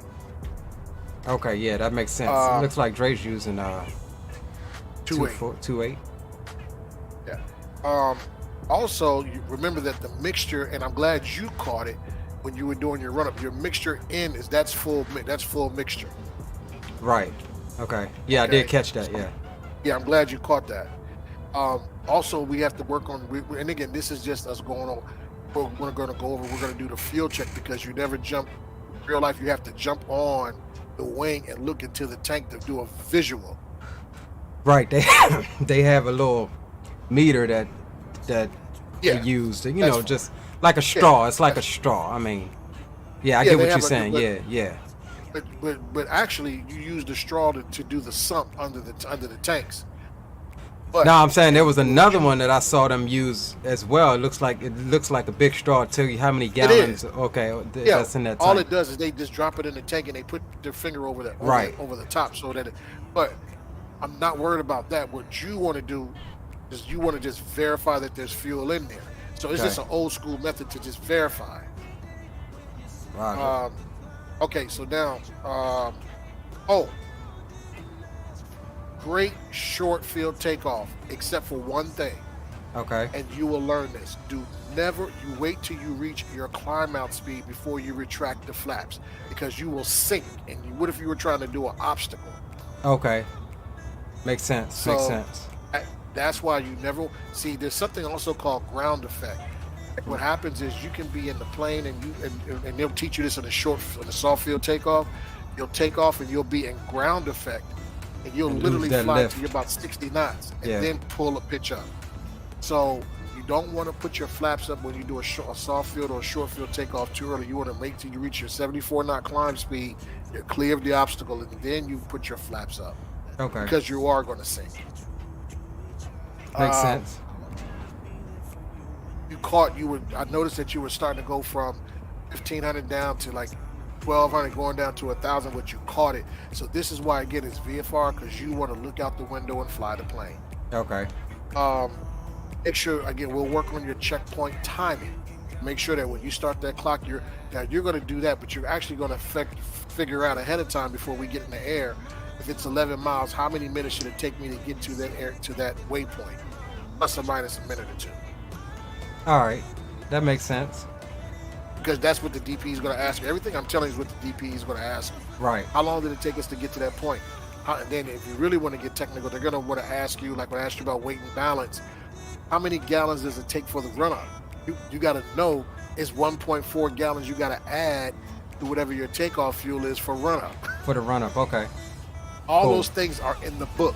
That's Okay. why you got to go back and read that POH, those performance numbers, and that's why you got to read them, because it's going to tell you if we're at 2,000 feet elevation or 1,000 feet above sea level, how many gallons is used for takeoff up to an X amount of feet. So if you're going to 4,500, that means you only got 3,500 feet. You got to extrapolate how many gallons it's going to take to get to that 3,500 plus the takeoff and the run-up. It's all in the POH, and you got to know it. Okay. Yeah, makes sense. Makes sense. It's a lot in there, but it sounds a lot hard, but it's not.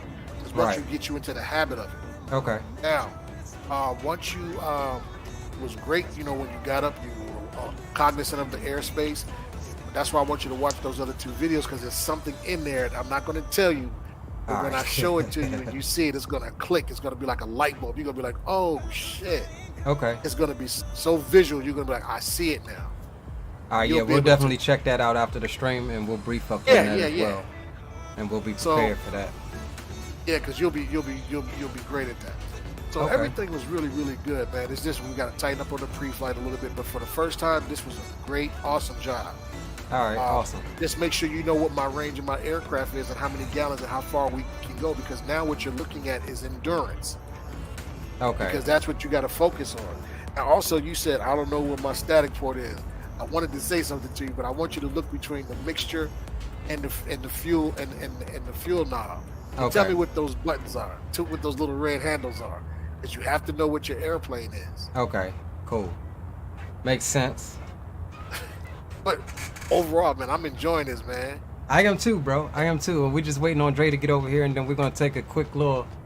We're Yeah. gonna run into the FBO and use the restroom right quick, and then we gonna. If you want to Yeah. load up, man. If you want to load up and fly that I'm leg gonna back. watch you on the way back. I'm just Okay. I'm just writing down some notes. Now, what I can't figure out is how come I can't get my scenery to work like yours, and I just dropped it in the damn scenery. We'll go over it after the stream. I think it just came down to the way you extracted it, and what it's. Okay. What's the name? Okay. Cause I did think about that when you was like, yeah, I'm gonna cut it here, I'm gonna do this, and then put it here, and then I think that's what it's coming. Because didn't you do a shortcut link to it and then moved it? Yeah, I extracted it on my desktop, and then it popped up. Then I did a shortcut. Then I dropped it into my custom scenery folder like everything else. Okay, but didn't you move it though after you put the shortcut in there? Oh, I just put the file in another drive, the actual file. All right, that could be it. We'll go over it. It's real easy. We'll go over it after we finish up here, and I'll get it. I'll get it working right for you. Okay, and then one of the other things I wanted to look at was, when you start the batteries up, do not use one. You turn both of them on. Okay, you're talking about the 2 red switches, right? Right, Okay. they are one. Even though you can manipulate them one at a time, but you turn them on at one time. And like I said earlier, you don't turn once you turn them on and drop the flaps and you check the lights, drop the flaps, you turn it off. Okay. Don't turn it back on until it's time to start the aircraft up. All right, cool. All right, let me take a quick one and Yeah. Oh, speaking of, man, guys, real quick, all of you that are here, my man Kilo Tango Aviation is in the building, man. He is before we start the next leg. He is one of the flight instructors at my school. He's also a content creator. Please go check out his channel. He gives some excellent freaking advice as a CFI, from a CFI standpoint, and how we can use the sim as a tool. And so yeah, it's awesome that he's come to join us. And I do believe, I think he's a navigator in the U.S. Air Force on a C-130. So the man's got experience, so it's good to have him aboard. And with that said, guys, we'll be back at you in about 3 to 5 minutes. We're going to hit the head, and then we're going to load up and go back up to Potomac from Middle Peninsula. And that is going to be it. So I'm going to swap you over real quick. Give me 3 to 5 minutes, quick intermission. And welcome everybody aboard. Make sure y'all smash that thumbs up button for me. Catch you in a minute.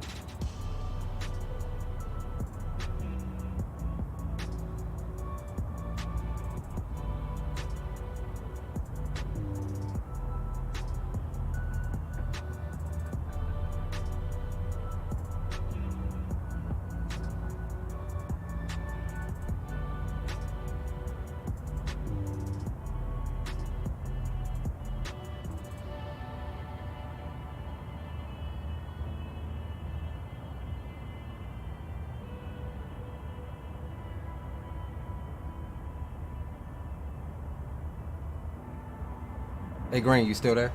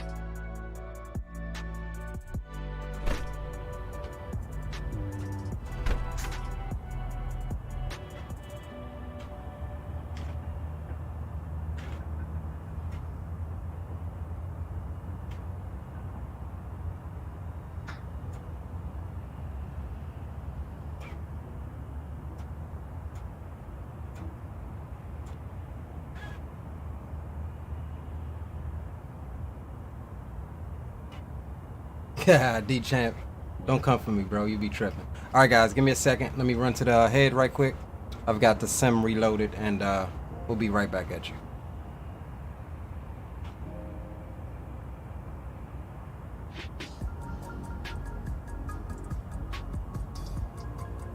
Hey, what's going on, Peter? Welcome aboard.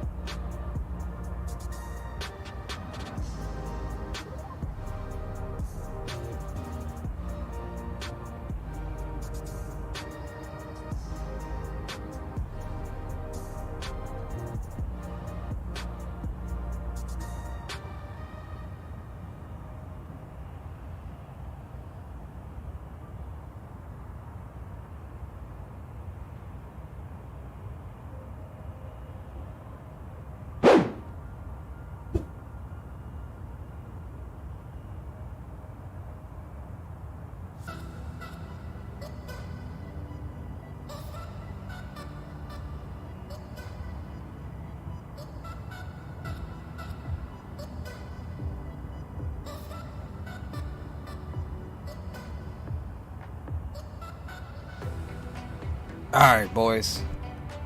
We are back at it. Back from the little quick intermission. And, give me a second to get everything up in order for this one. For the return leg back up to Potomac. So we're going, KFYJ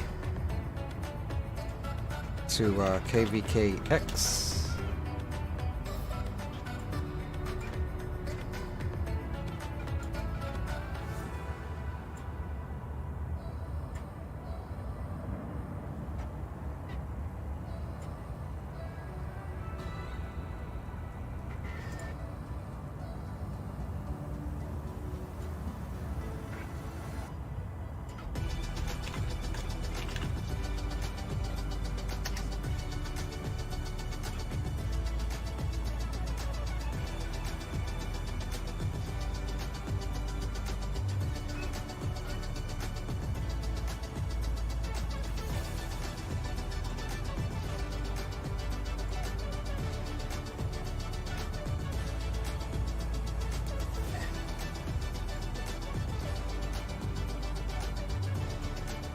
Alright, why doesn't this work?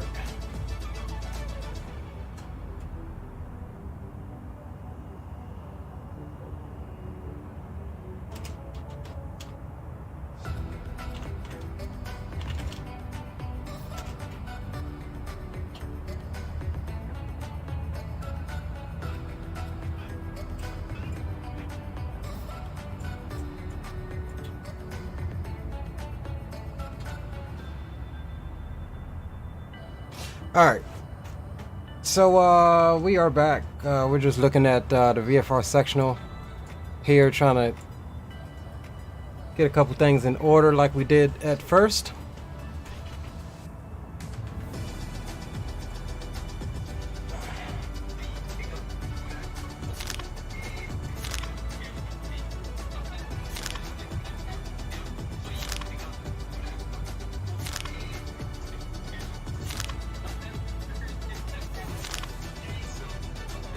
We're just looking over the maintenance record for the aircraft.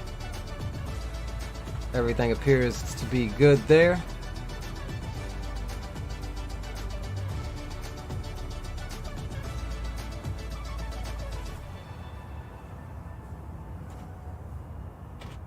All right, cool. Let's jump inside right quick. We'll bring ourselves back on cam here, and we will jump into walk around mode. Show you the differences with this one versus the other one here. Also, as always, Aero, we're looking for the pilot's operating handbook and everything that goes along with that, which that should be in here. It's a virtual airplane. Park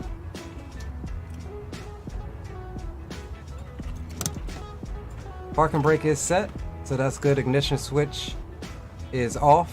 Avionics master switch is off as well. Fuel quantity, check quantity.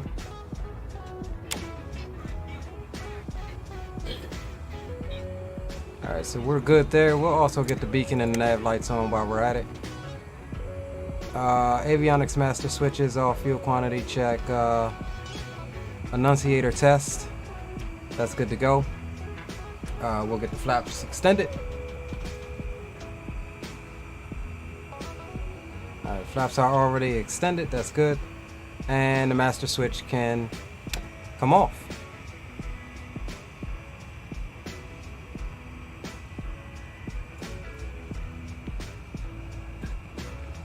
Fuel valve selector is on both. Fuel shutoff valve is on, that's good. Trim controls are neutral, that's fine as well. Baggage door, we're just checking it for security, that's fine.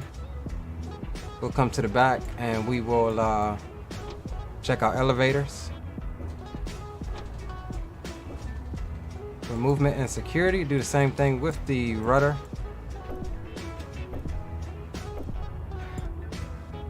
That's good.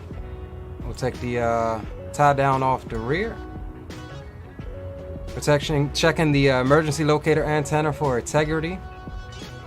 Its purpose is to transmit an emergency signal on 12850. Currently being dismissed, and 406 megahertz in the event of a crash. We'll check the left flap, make sure that that is locked into position, checking that for security as well. Same thing with the right aileron. Alright, that's good. I'll come here and remove that tie down as well. This is where we would check our fuel quantity. We have 20 gallons in each tank right now, which was verified on the interior as well. Like I said earlier, we're looking for a very light blue in color, which tells us that we have the correct grade of fuel, and that there's no water or anything in the fuel as well. We'll come here, we'll remove the chocks. We're also checking the conditions of the tire and on the inside the brakes to make sure that the tires and brakes are good as well. We're checking the oil quantity, that's all good. So here we're checking the propeller and the spinner for security, oil leaks, anything like that. The air inlets, we can take the covers off. We want to make sure that no birds or anything crawled up inside there as well. So we'll go to the next one. We're checking the front tire and the strut here as well. And I forget what that measurement was. I think it was like 4 inches or something like that. We'll have to study up on that as well. And over to the left wing, got 20 gallons in the left wing, and we also checking the grade of fuel here as well, and no water contamination. Over to the front of the pitot tube cover. I can't speak. So we'll toggle that, take that off, and we're also checking the temperature of that, and that's fine. So we'll come down here, remove this tie down, that's good. And we'll check the landing lights, that's all good. We ain't gonna go worry about all of that. We'll check the left aileron as well, free movement. And we'll check the flaps as well. Make sure that they're locked in position and secure. We'll remove the left chock, and again we're checking the tires and the brakes, make sure that they're in good condition. And we'll finish that walk, that little quick 3 fingers in the middle. Okay, got you. That little quick walk around inspection. And let's see what else we got. So we'll pull up the knee board here. Let's see what. All right, that's engine start. All right, so this thing does come with checklists as well. I don't know if it's not as detailed as the other one, I don't think. But we get checklists, emergency procedures, and we get some reference charts here. Cool. Not bad, not bad. All right, so what we're gonna do here is just take a look at the route.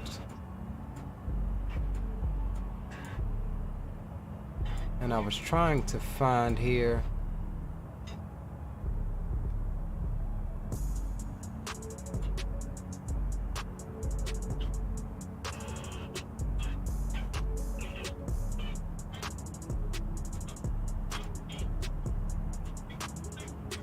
Okay, we move this to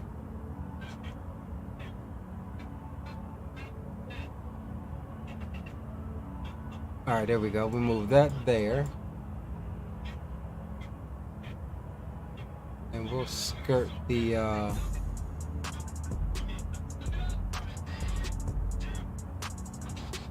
we should probably just go out same route over Monument here.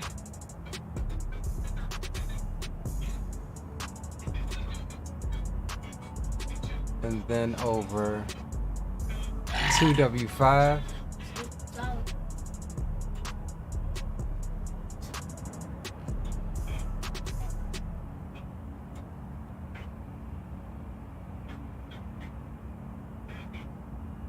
And you over there. All right, cool. Cool. So let me show you what we got going on here before we get started. So we're going back up into Potomac. Again, keeping in mind the Class Bravo airspace, so we'll cruise at 4,500 this leg like we did last night. So coming out of West Point, we'll fly over Dunsville here, which, keeping in mind, we want to stay near airports that are about 30-ish miles away. In case we lose an engine, we'll have some good alternatives out there. So we'll fly over Dunsville here, and then our VFR point, which is going to be Monument out in the Potomac here, keeping in mind this restricted airspace that we were worried about coming out. So we'll make sure not to impede on that. Getting into the Class Bravo Vale here, we'll be looking at to descend down to 3,500 upon approaching the Class Bravo airspace. And our next VFR waypoint that we'll be looking for is Maryland 2W5, which is our practice field again. Pretty much the reverse of what we did coming out. And then once we pick up Maryland 2W5, we will be looking for the Marina, which is our first call into Potomac. It is there in the sim, and you guys should be able to see it. And we should be coming in on 2-4. So we'll try this again, and we'll see if we can make it a slightly better approach here. Going back up, and appreciate you guys for hanging out with me. Anthony Hauser says, dude doing more GA pilot ever wants to do near DC. Hold on, he says, dude doing more than any GA pilot ever wants to do near DC. Well, I'm learning to fly, and this is my airspace, so you know, you can't always fly peachy and cream. Yeah, we got some restricted ass airspace in the area. You know, due to all of the military and things like that. But listen, guys fly every day in the area, so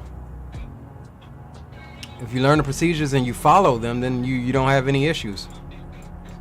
So yeah, that's what we got going on. So we'll put these couple of points into the GPS, and we'll navigate mostly VFR back up to DC.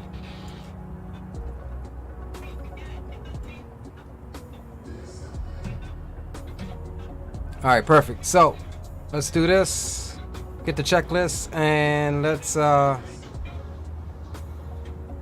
get the doors closed.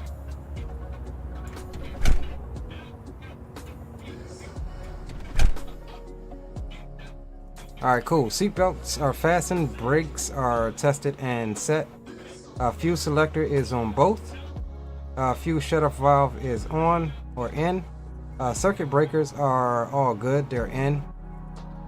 Beacon light is on, navigation lights is on as well. Avionics switch is off. Master switch, we can go ahead and come on to the master switch.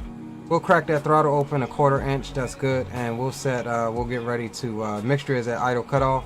So same process, we'll check the temperature here. It's kind of cold, so we'll go fuel pump on, and 1,000, 2,000, 3,000, 4,000, 5,000. Well, actually, you know what? I think in this airplane we gotta. That may be too much. We'll turn it off.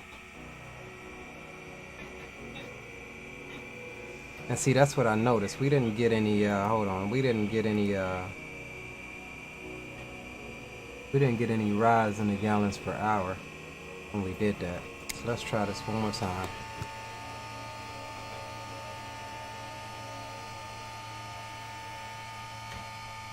Okay, we did. I was just looking at the wrong instrument, so we may have flooded the engine. All right, so auxiliary pump is off. Propeller area clear, and we'll get ready to engage the starter here in 1 microsecond.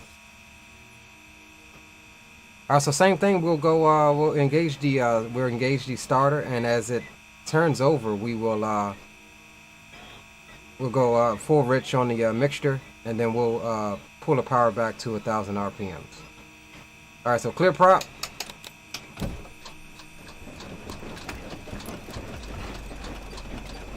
Yeah, I think we flooded the engine. We did flood the engine.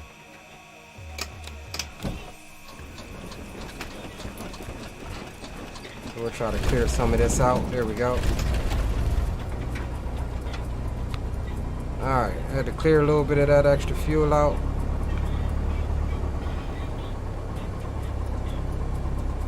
Alright, 1,000 RPM set. Oil pressure is checked in the green. Mixture lean max. So let's go ahead and lean the engine out for taxi. So we're looking for a drop. Any RPMs? There's a rise. So we're looking for that drop. There's a drop, and we'll go right back. And then we'll bring the throttle back down to 1,000. And now we've got her pretty good leaned out.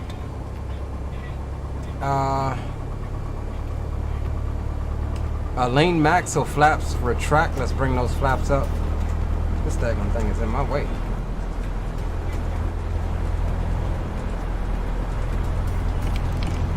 Alright, flaps are up.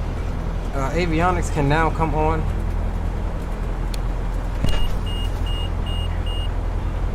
Instruments, we'll set those. And before engine start checklist is complete. Alright, so let's jump over here right quick. And let's get those couple of points put in. And we'll go stand by on that as well. And let's get these couple of points put in here.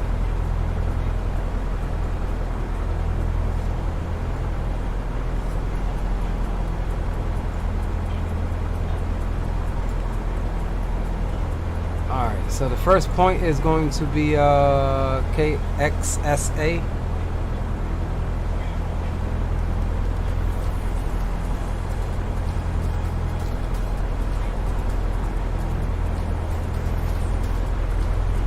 Which is Tappahannock. Our next point is going to be our GPS fix of Monument. There's got to be a better way of there's got to be a way to put an actual GPS fix into the 530. But from there we'll look at a heading. Our heading to that point is going to be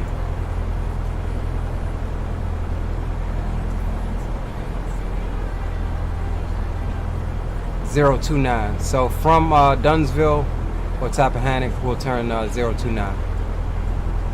Then from there, we're going 2W5, which is Maryland 2W5. So we'll put that in.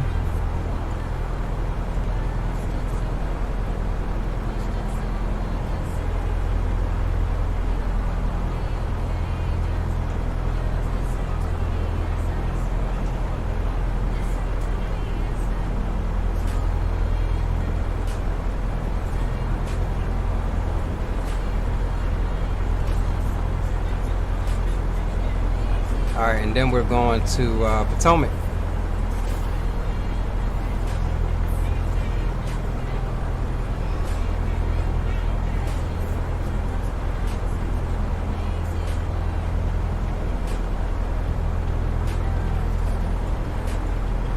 Alright, boom. Simple flight plan, just for reference.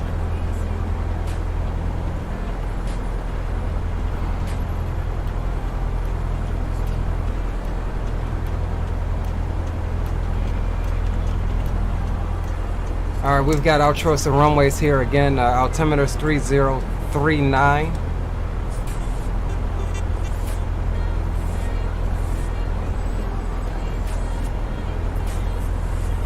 Cool.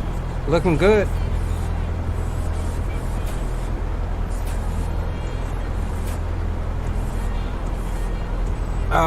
Anthony says KGA out of the airport actually close to me is still in the restricted airspace, I believe. Yeah, it is. It's like 30-mile veil around the DC area. Alright, so now we're looking for our taxi checklist. We'll test the brakes. We'll get the magnetic compass aligned as well. We'll do that once we get on the runway, and we'll check the flight. The flight instruments are all good. We're level. There's no airspeed. Altitude is set to field elevation.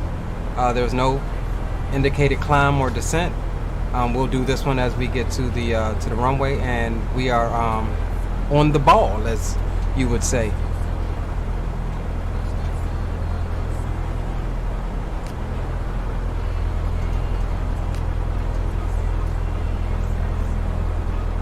All right, so we'll come in on we'll depart 10 Same runway we came in on.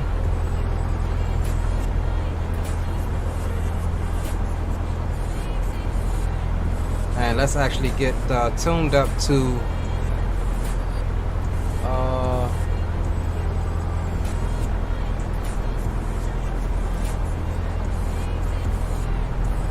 123 is the CTAF frequency here.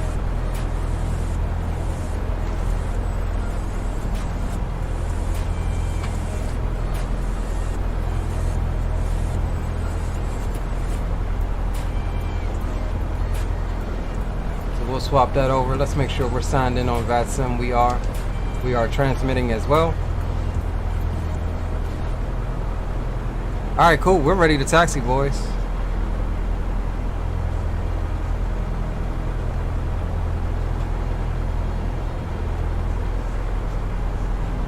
What was our West Point traffic? Cessna 1463 Foxtrot is taxiing to runway 10 West Point. Alright, parking brakes can come off and we'll get the taxi light on. Check left and check right. We're good to go. Brake check. Brakes are good. Alright, we'll taxi at no more than 1,000 RPM.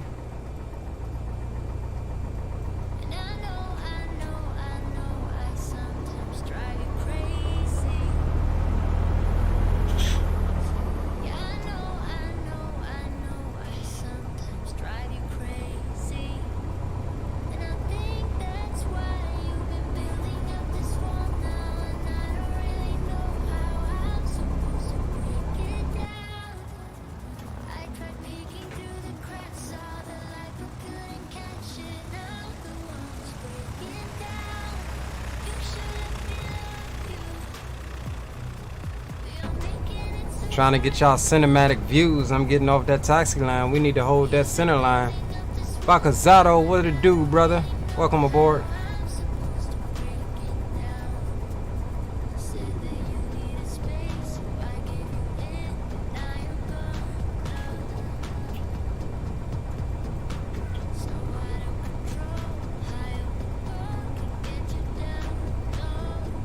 And we're just gonna ignore this truck that is pulled out in front of us.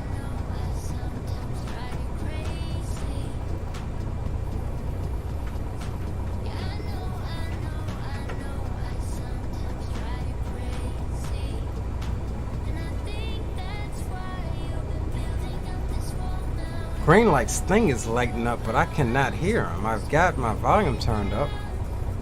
I don't know. I wonder if it's if his thing is messing up again.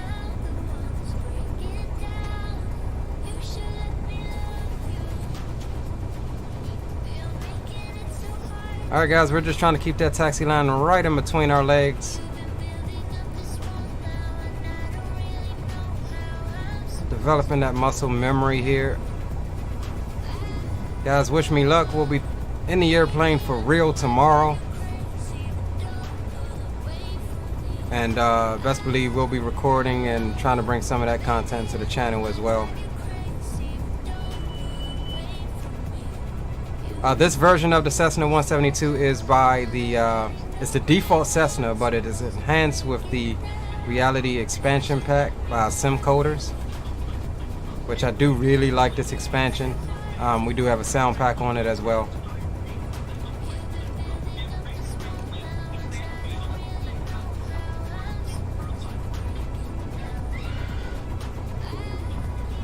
Alright, so we'll make sure we hold short here.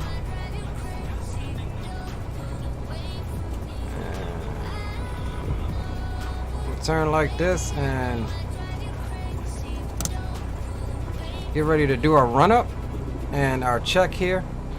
Okay, so we went through that. Let's make sure that alright, before takeoff, y'all can see the checklist. Alright, cool. Before takeoff, parking brakes are set, so we'll come here as well and we'll go flight controls. I might need to move my view down a little bit. Flight controls are free and correct on both sides. And we could even bring our view back up here. We can see it's working in the back as well. And let's reset our view. Oh, we need it. Alright, flight controls are free and correct. Fuel selector is on both. Elevator trim. We're making that we're trimmed for takeoff. That's fine. Mixture, we'll go full rich. Autopilot is disconnected. Alright,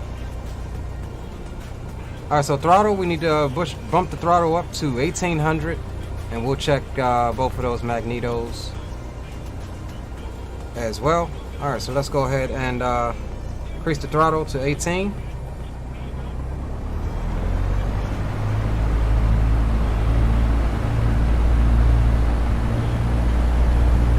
Alright, there's 1800.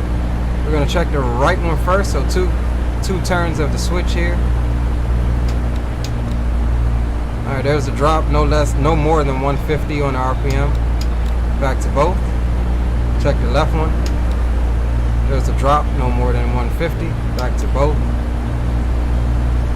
Suction is, where's my suction? Here we go. Suction is in the green. Magnetos, we already done throttle, idle. And we'll bring that throttle right on back down to 1000 RPMs.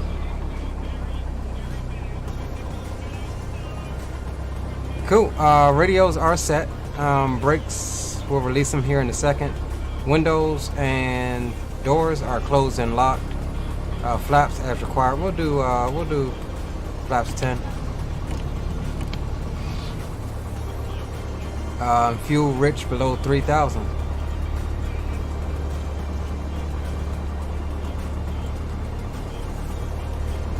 Why is this thing not letting me? There we go. Alright, so takeoff, we'll go landing lights on and strobes can now come on. Transponder, we'll put that on altitude reporting, 1200 squawking VFR. That's fine. That's before landing. Throttle, we'll do full power and we'll rotate at 55 knots and climb out at about 70 to 75 knots. Alright, cool. Takeoff checklist is complete, and there's one thing we'll do once we line up on the runway, and that is align our compass there. So yeah, let me check and make sure that we didn't miss anything. I'm trying to. My thing just stopped here for a second. There we go. Alright, cool. Greenlight says, can you hear me? No, I can't, bro. Leave out of the channel and come back. Okay, no flaps, take off, roger. Plenty of runway. Yeah, I've got my volume turned up, bro. Can you hear me? 1, 2, 3, 4. Oh, you left. Come back into the chat.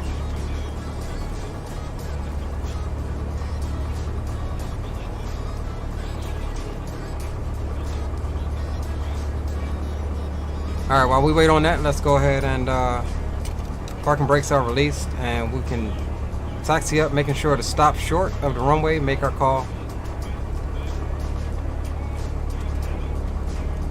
See, why does this thing do this?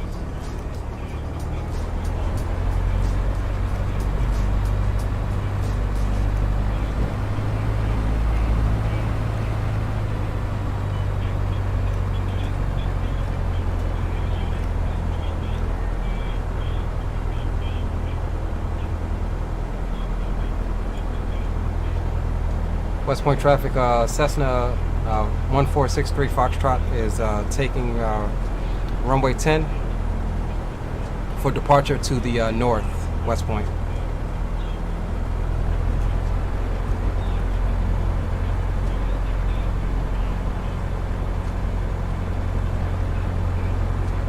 Why is my thing not? This daggone thing be pissing me off sometimes.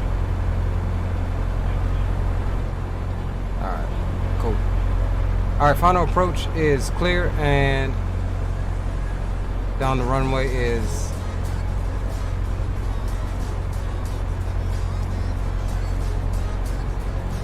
okay. I thought that was a plane. Down the runway is clear as well.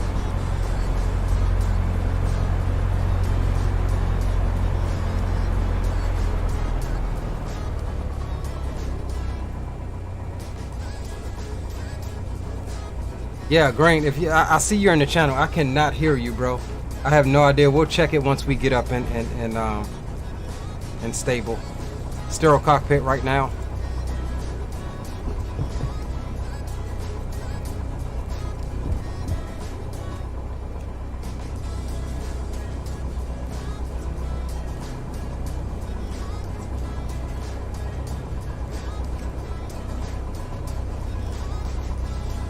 All right, let's stop here for a second.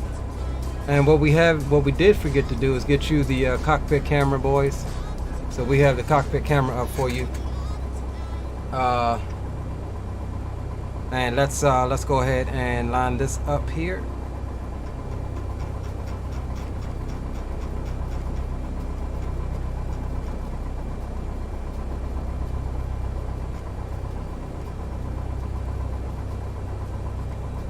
All right, cool. And we'll put this on runway heading as well.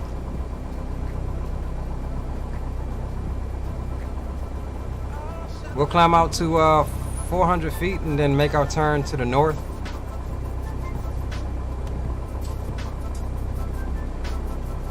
All right, mixture full rich. Let's go full power.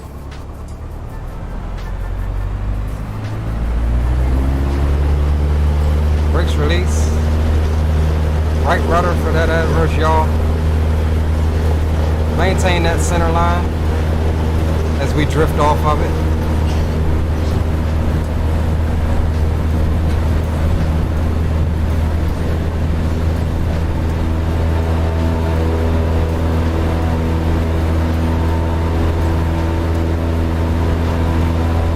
Alright, we're looking for 500 foot a minute on the climb.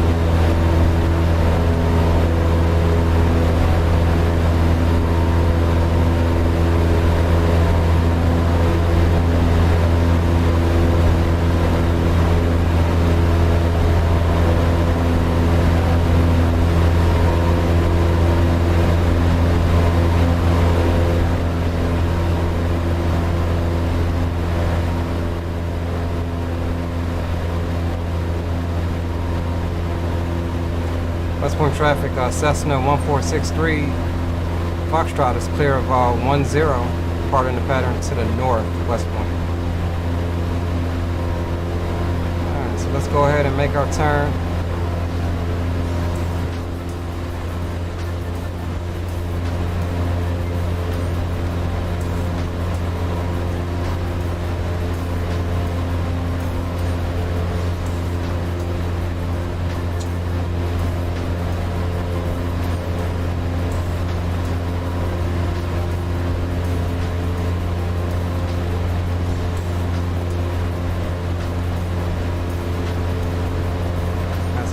Power back just a little bit.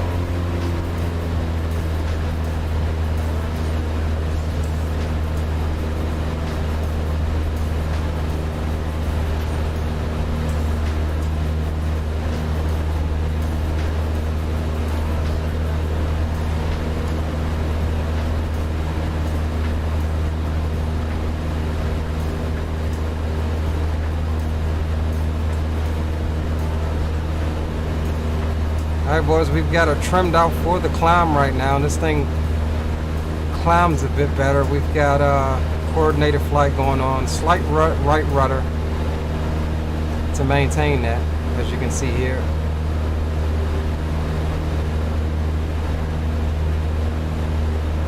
And we'll keep about 400 to 500 foot a minute on the climb.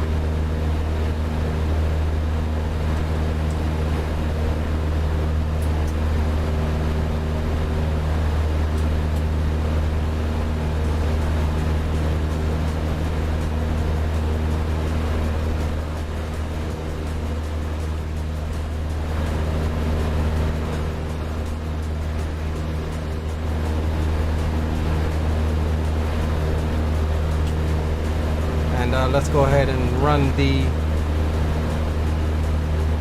Oh, this one doesn't have an after takeoff checklist or a cruise checklist. Okay. So with this plane, we could actually probably run the real world checklist.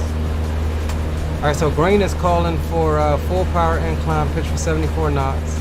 You're not in the jet, roger that. All right, so full power. Full pitch for 74 knots. Step on that ball.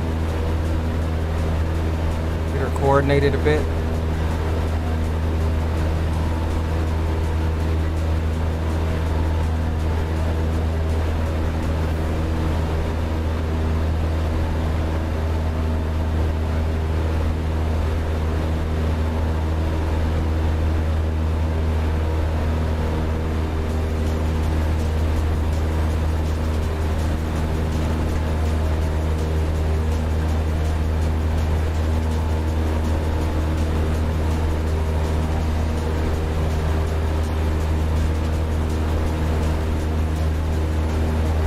So we're just trying to trim her to relieve some of that back pressure and get her down to 74 knots for the best climb.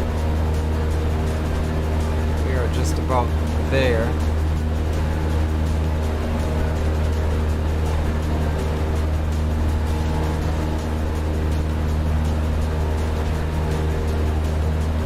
All right, cool.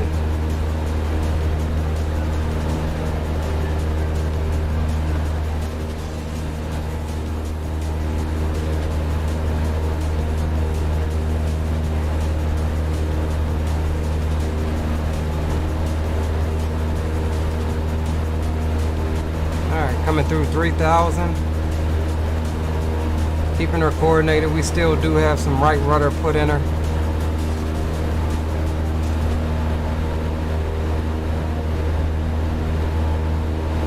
We're looking for 4,500.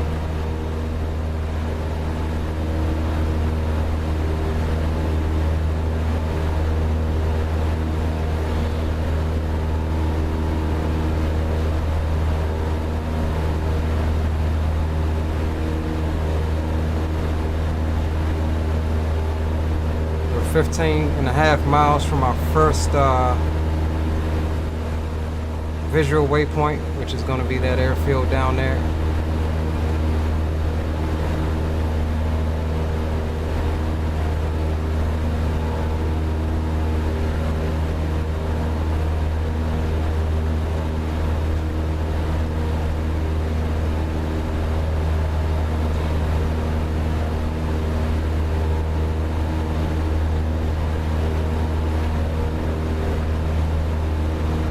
Alright, so we're just trying to keep her coordinated right now on the ball.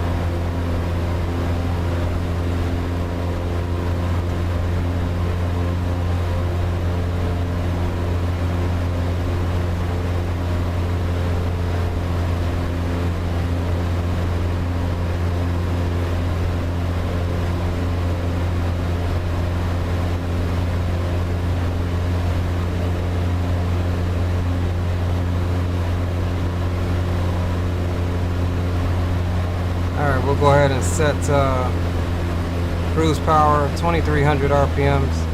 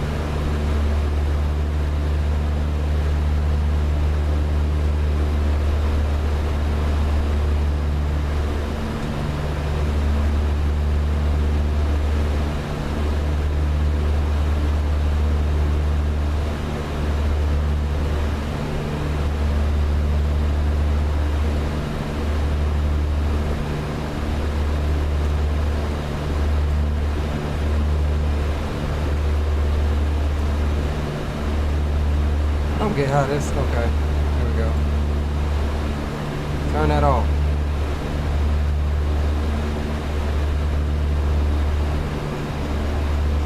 No, I didn't want to do that.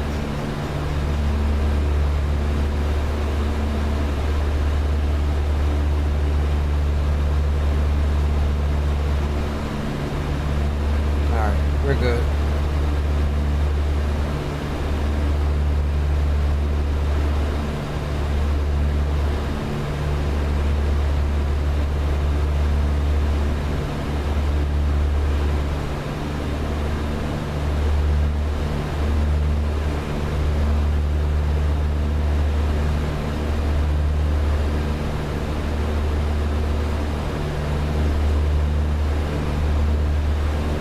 Use your autopilot or trim, but you have to be plus or minus 100 foot of altitude. For what?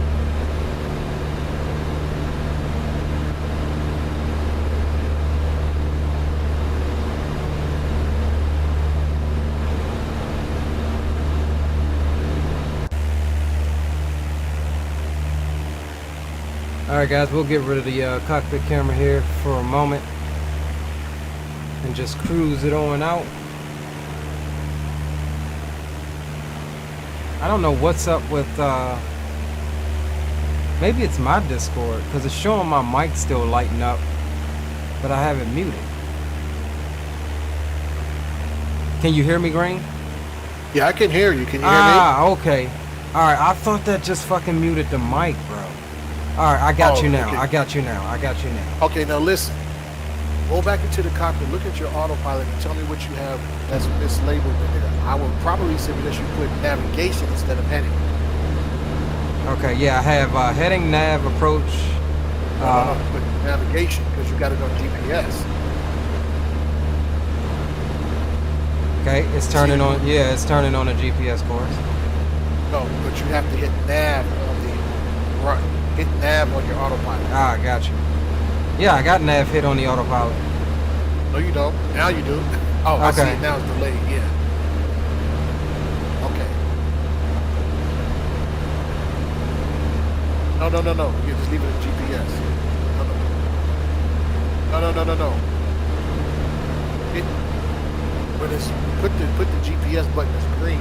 All right, yeah, I got it. I got it on GPS. That's how I had it at first. You kept saying hit nav, and I was like, yeah. Well, I was it saying was- nav on the autopilot. Nav on the autopilot. Right. Yeah, nav is hit, and I'm back Okay. on. Yeah, I'm on GPS. So what I wanted to tell you is that whenever, remember, I know we're used to pulling power back and all that kind of stuff in the jets, but remember, you're a single engine with only 180 horsepower. You must always use full power whenever you climb, and you pitch out at 75 because that 74 to 75, because that's where you're going to get your best climb rate. Okay. It doesn't matter what your climb is showing on your VSI, but that's 74 is the best way to get your most altitude. Okay, got you. And you always use full power, because remember, you only got 180 horsepower. It's not a whole lot. Roger. Now, another thing I was going to suggest is that when you have longer runways, you don't need flaps because you have plenty of runway, and I think we just talked about that briefly. Another thing is That's that VX you're talking about, right? For the best climb angle. no, that's Best angle? VY. VY, best VX, rate best climb. angle. Okay. Right, VY, and then think about when you put an X up. Think about X as angle. That's- Okay. I'm just cross-referencing some of my notes I took earlier. That's all. Yeah. Now, something that I would like to do.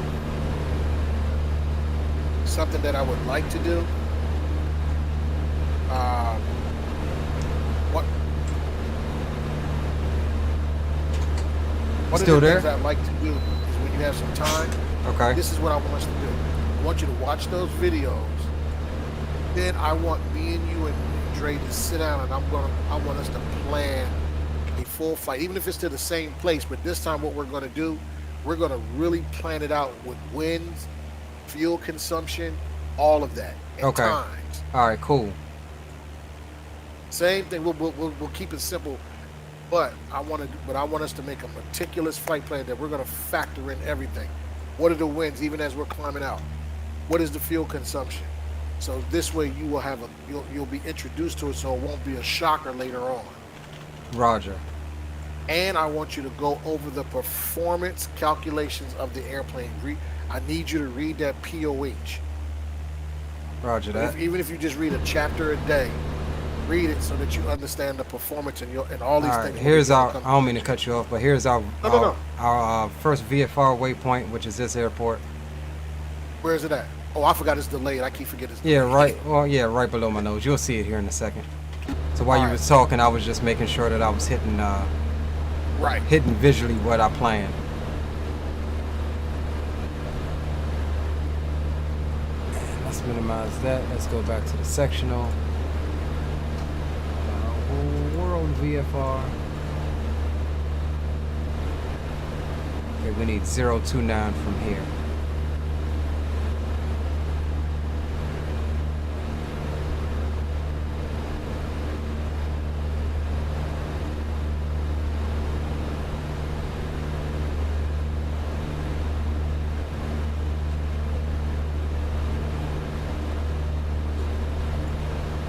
I want to sit down and do that with you and Dre.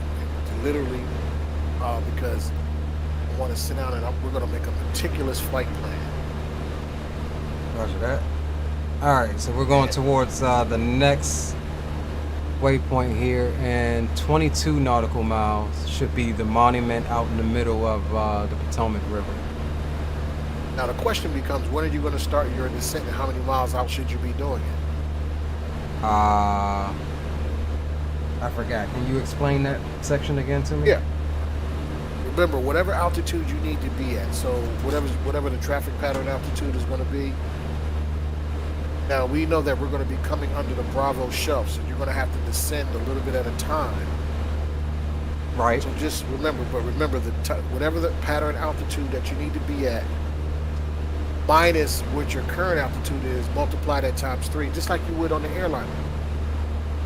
We got to lose 30,000 feet, but we got to be at 3,000. You said pattern altitude plus pattern altitude minus your current Whatever altitude. your current altitude is, times 3. So just like we know when we fly the tube liners, you say we got to be at 3,000 at an initial approach fix. Okay. Or with 33,000. So we got to lose not 33,000. We got to lose 30,000. Okay, gotcha. Times 3, which is 90 miles. Same principle. All right, let me double check this right quick.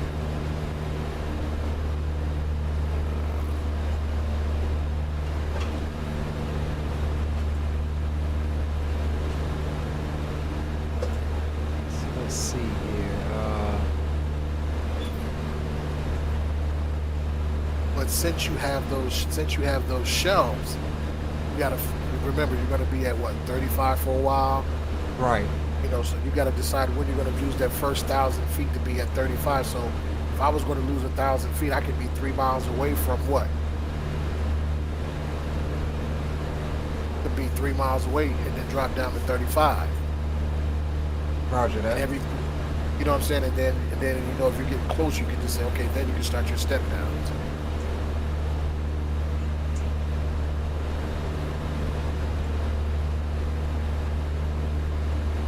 Let's go here. Let's get some tunes while we cruise here for a second.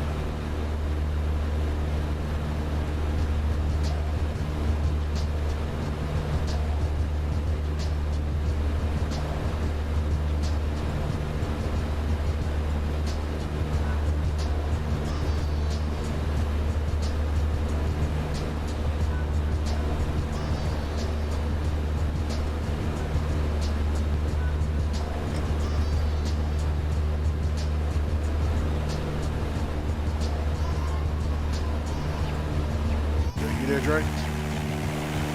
I'm here. I mean, Yeah.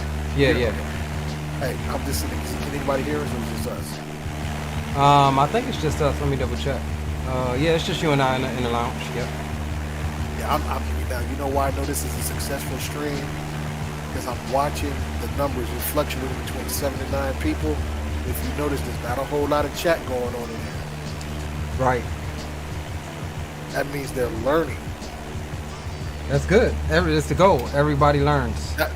Exactly. But but you can see that there's minimal chat going on. Right. And I'm watching this consistent amount of people, and this pretty much the same amount, either 8 or 9, right? 7 to 9 people are just consistent. All right, so we are on track to meet our next VFR waypoint, which is going to be a small little island out in the middle of the Potomac, right next to the restricted airspace that we'll fly around as we go direct to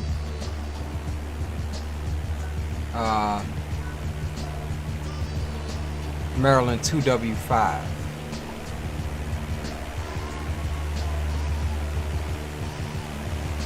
Cool.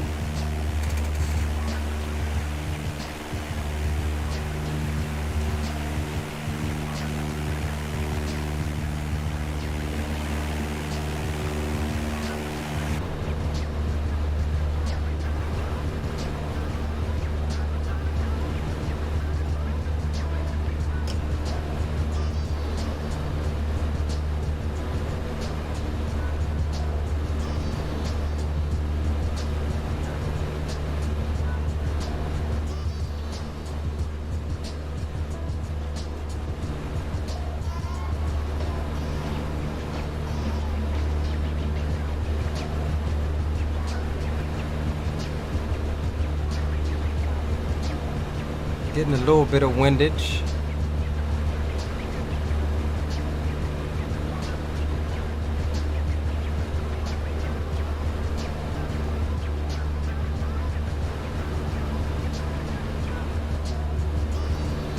Okay, I do believe. Yeah, that's Monument there. So right off in front of us, we got Monument. So, and as we come over, yeah, I got you. As we come over the top of that, we will turn. Not on your GPS track if that's what you programmed in for your waypoints? Because I couldn't get it to what I was typing in. I couldn't get it to act right. No, go ahead. Because navigation. Right now, it's taking us straight through the restricted airspace that I want to avoid. Like it wouldn't. There was no way for me to put in. It was no way for me to put in how you showed me how to do the add it to the plan with just the GPS coordinates, right? So this is one of those points that's added on the VFR chart, i.e. my foreflight, for one of those points. But I just added the waypoint after, which is 2W5, because I knew I wanted. See here, I'll show you what I'm talking about on stream. Let me pull this out. It's going to be delayed for you, but just you can listen to what I'm saying and understand what I was talking about. So like if I bring up the sectional here. So see this point here, Monument, with the restricted airspace? Yeah. You can see kind of how I did it here. To avoid going through the restricted airspace there. Monument is the VFR point. I did put the GPS coordinates there, and that's what I'm visually flying to before going on course to the next waypoint, which is 2W5. Right. But what I was going to tell you is that restricted airspace, you can still fly through it. It just means you don't know if it's active. Gotcha. See what I'm saying? You can still technically fly, because if you look at the end of that restricted airspace, you'll see an airport right there. Right, but that's the naval facility. Look at the airport at the end of it. You talking about right here, at the very end of it, at the where it says Potomac River, toward the right, to the left. Talking about right above Dahlgren, right? Yeah. See, but that's still an airport, though. That's a naval airport. That's a naval airport. Doesn't matter. It's still an airport. It doesn't always mean that you can't fly through it. You just have to make sure that it's not. Yeah, it's not active or something like that. But if you can find a point around it, obviously that's a good thing. Like what is that, Rock Point or something like that? You talking about on the sectional? Give me a second. Yeah. Hey, what's going on, Spawn and Salmon? What's up, Bobby? Welcome aboard. Glad to see you on here. Caught you kind of late. That's my fault. Negative, you cannot fly through blue. Raiders, okay. No, don't eat a Patriot missile. You guys are crazy. All right, let's see what Green is talking about here. All right, now what were you talking about, Green? Rock Point? Okay, Rock Point. Yeah, I see Rock Point. You can use that as a, yeah. Well, you know what we'll do? I'm going to put that as part of our notes, and we'll make that when we make our flight plan. We're going to really go over that in specific. Okay, perfect. So that way, so it's okay for now, but we'll really, and then I do believe there is a way that you can put the coordinates in for the GPS. As a matter of fact, look at Bobby Edmonds. He put 3870 West. I think that's the way you do it. Okay. And then we'll work on the GPS stuff too, so you'll know how to input that stuff in there also. Cool. Makes sense.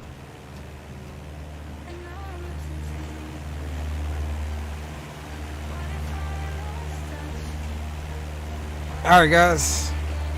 We almost there. It was a short flight, but not too bad. We're about to turn northwest here in a moment. Bobby says scary IFR. Yeah, this is VFR though. IFR is the easy part, at least in my opinion. That's what we've been flying on the sim. But we are transitioning to VFR, some VFR flying, as we are in it to win it for our PPL.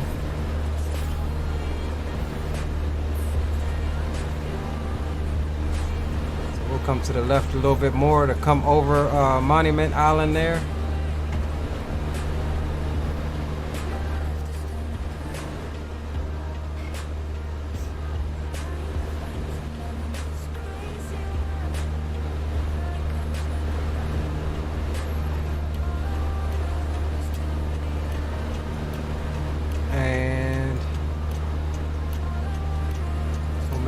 That will go KVKX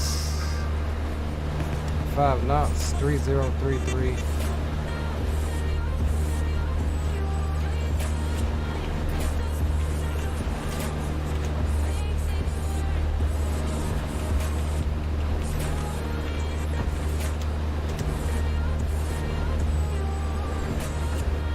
How does this thing?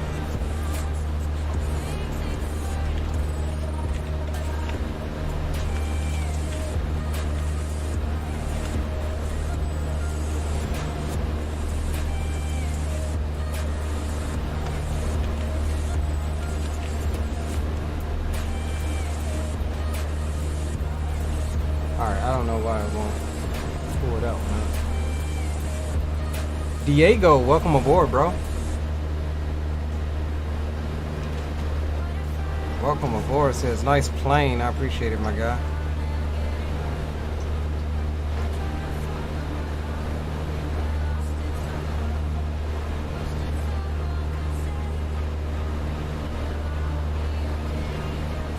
Alright, so now we're going up the coast here for a little bit, and we'll pick up back up on our GPS path up here.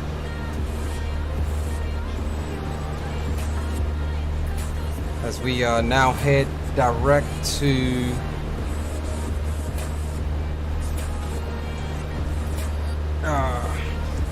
what was it, 2W5?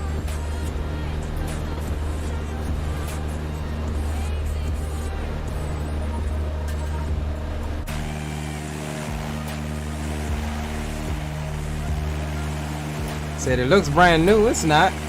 Well, I guess it is, kinda. We definitely purchased the reality expansion pack for the default Cessna 172, and we added a couple mods to remove the wheel fairings.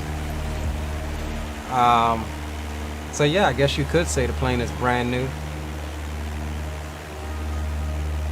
brand newly old.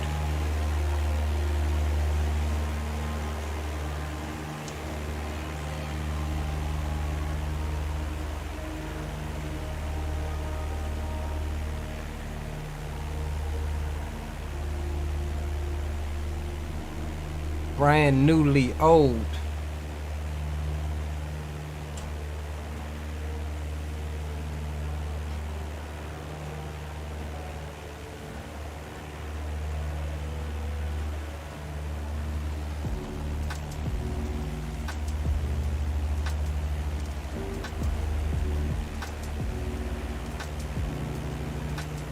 All right, so we are close, but not all the way quite yet. But we're approaching that 30-mile Vail area for the Class Bravo. So in a little bit here, we'll be thinking about descending down to 3,500, which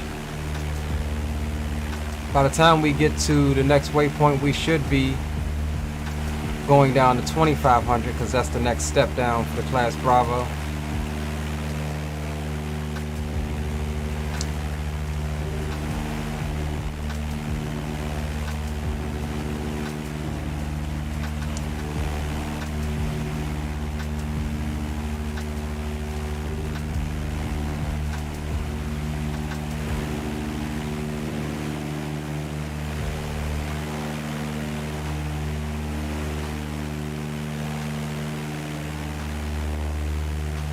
I'll move that over there so I can see when Greenlight is talking.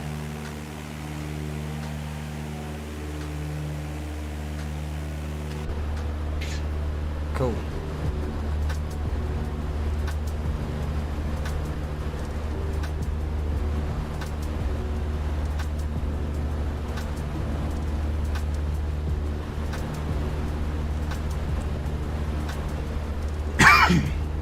So if you look here, this is the Vail, 30-mile Vail around the Class Bravo, but by the time we get to the next line, we need to be at 3,500.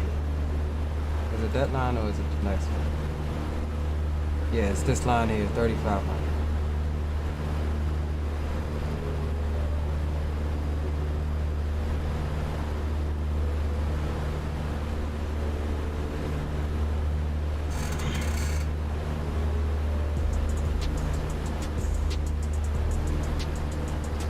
So yeah, we're gonna be doing more flights like these. Greenlight is an excellent source for our training, and like I explained to you guys earlier, even the guy that was in earlier, Kilo Tango Aviation, he's actually one of the CFIs at my school. Military guy, a navigator on the C-130 Hercules in the Air Force. But he's part-time. I love to fly with him more often, but he's part-time, so any scheduling, I have to make sure that he's available on the Flight Scheduler Pro website and booking any time or anything like that. He also sim flies. You can check out his channel. It's called Kilo Tango Aviation, spaced Kilo space Tango space Aviation. A lot of informative videos, and he does like to fly in the sim, DCS, and all sorts of stuff. And he's pretty much just getting his channel up and running. So yeah, check him out if you guys enjoy it. Maybe consider giving him a subscription or two.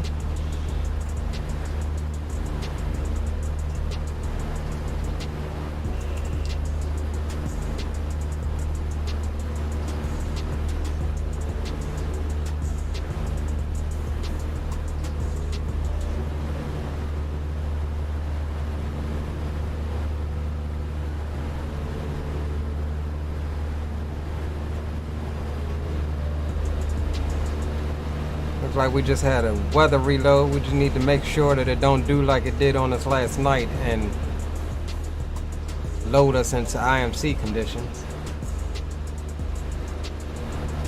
But we're looking good and clear right now, at least.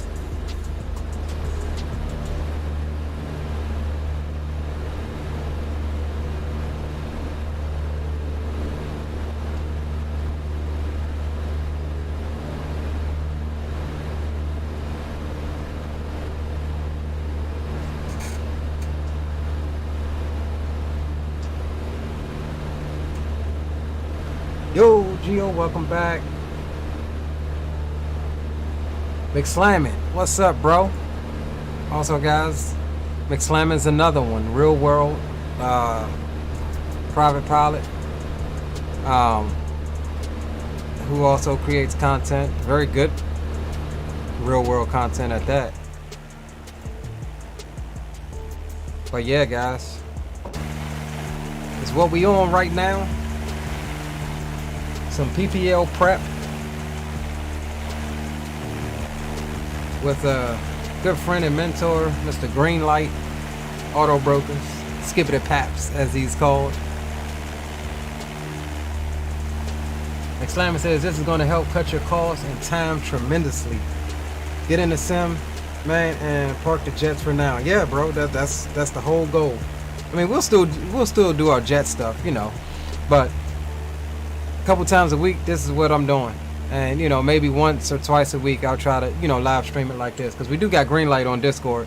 He's muted right now. But we've got him on Discord, you know, walking us through some procedures, getting our mind trained how to think and you know, muscle memory type of things. And yeah, so tomorrow, we plan on going up tomorrow. I think we're flying from 2 to 4 p.m. So says, yeah, of course I was just messing with you. Yeah, no worries, bro. But yeah, tomorrow we're flying from 2 to 4, so I really get to be able to kick it with the CFI and see, you know, what he's all about. He's a good dude. He seems real cool, laid back. So let's go ahead and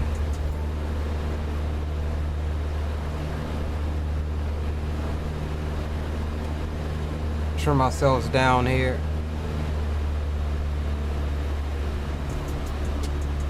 And we're looking for 3,500 feet now.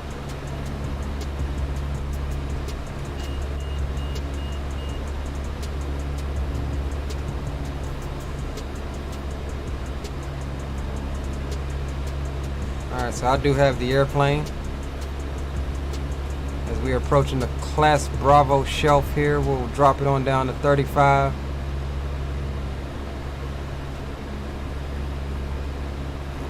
Keep what we got as we approach 2W5, which is like I said earlier, our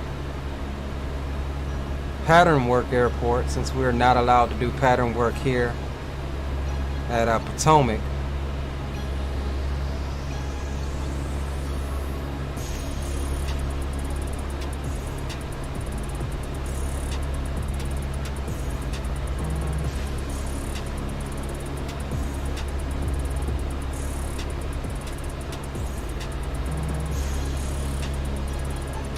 And actually, we'll go ahead and swap over to our CTAF frequency of 22.8 for Potomac as well.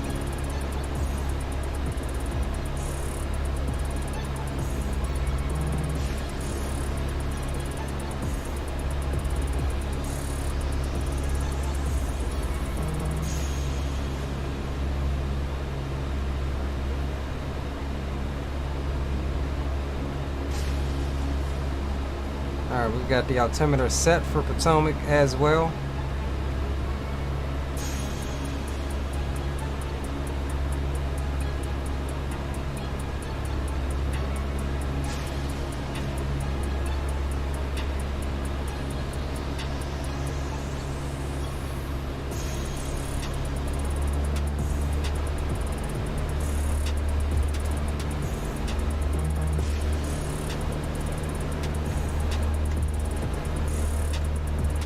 Alright, there's 3,500. Back on the cruise power.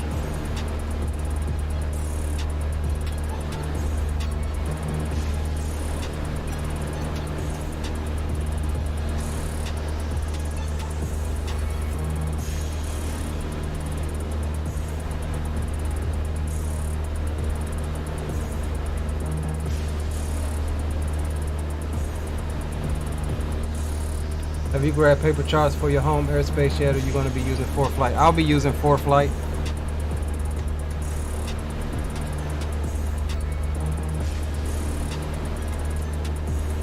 Alright, we need to make sure to watch that 3,500.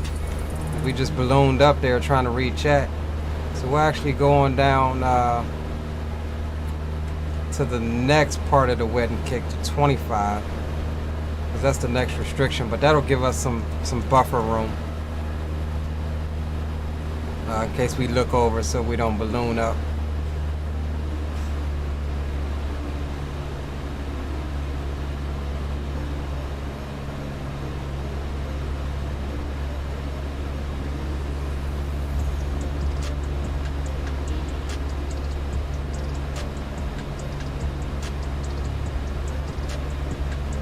Alright, there's the entrance right here. I don't know if you can see it on the GPS to the Class Bravo. We're below 35, that's the first restriction. But we'll continue down to the second ring, which it wants 25 after that second ring out there.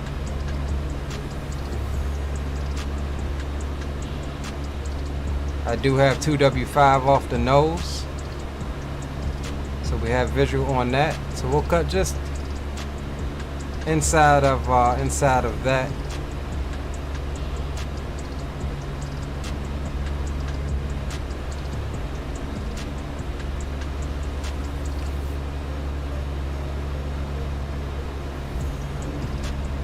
So yeah, this thing skips some checklists. We got a before landing checklist here, so, but we'll make sure, Green, we got you. We'll make sure to at least run that. And from the future, when I run this particular plane, I'll run the real world checklist.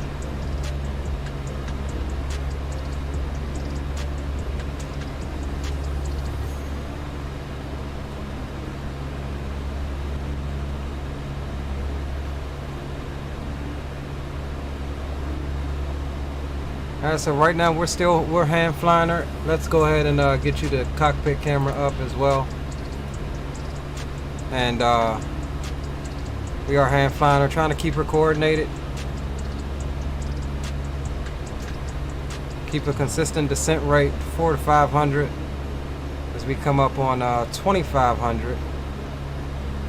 We are set and established inside the Class Bravo airspace, and yeah, we should be good, boys.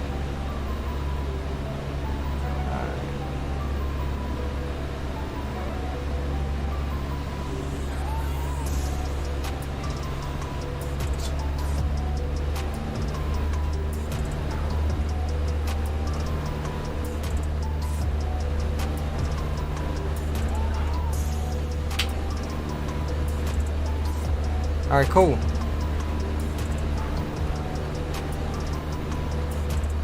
Now, I will say one major difference that, I mean, every real world pilot knows, that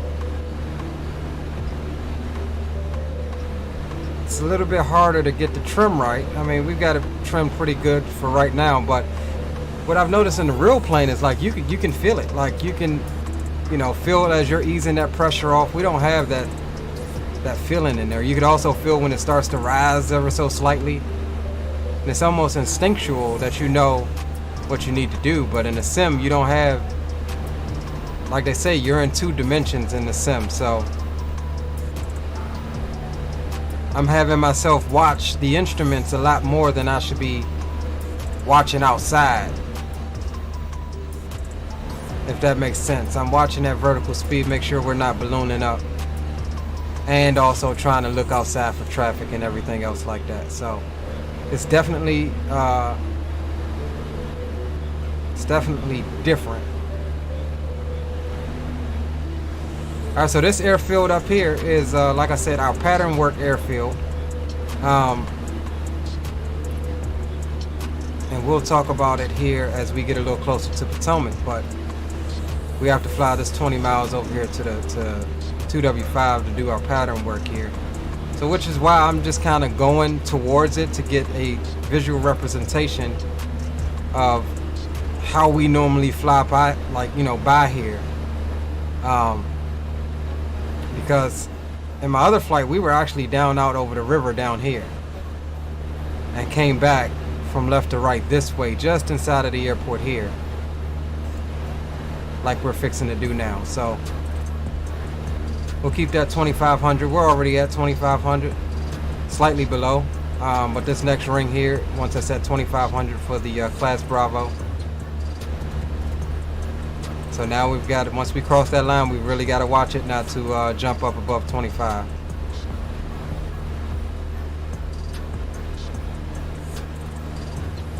This is the default, but it's the default Cessna with the reality expansion pack add-on. So yeah, this is 2W5 here, Maryland.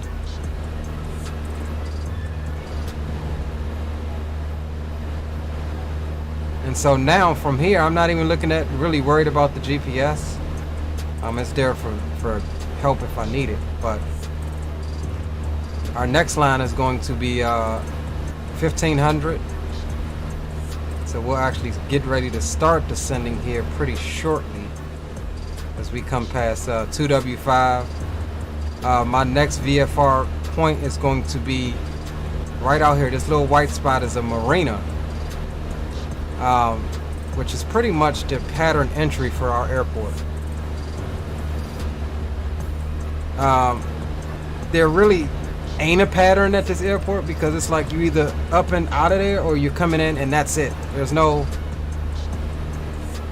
real pattern per se, at least to my knowledge, how it was explained to me, because like I said, you've got a surface to 10,000 foot part of the Class Bravo literally right on the other side of the airport.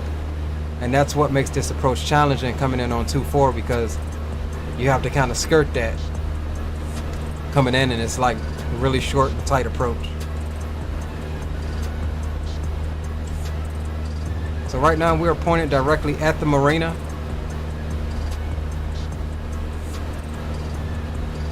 With a slight descent going now.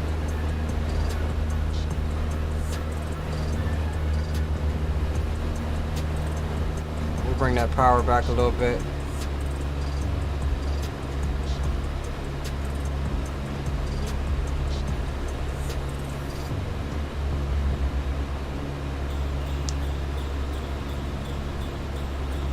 No, we flew the Air Force Labs on the first leg. This is the reality expansion Cessna 172. Alright, so there's 2,000. Our next line right up ahead is going to be 1,500, so that's what we're aiming at right now. And now I don't know if you guys can see,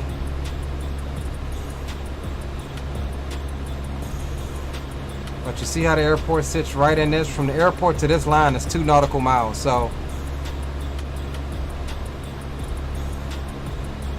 you really gotta watch it, because that's from the surface to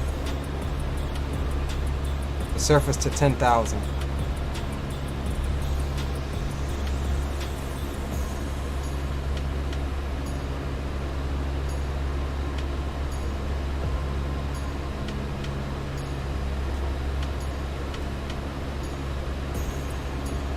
Alright, so this is the marina, and we should have the airport visual here in a second.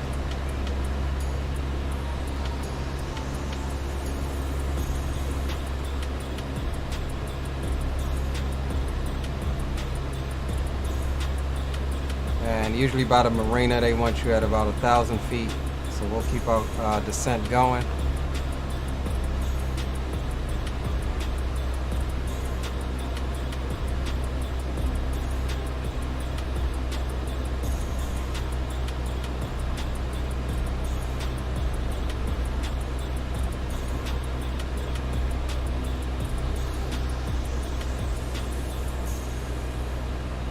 Yeah.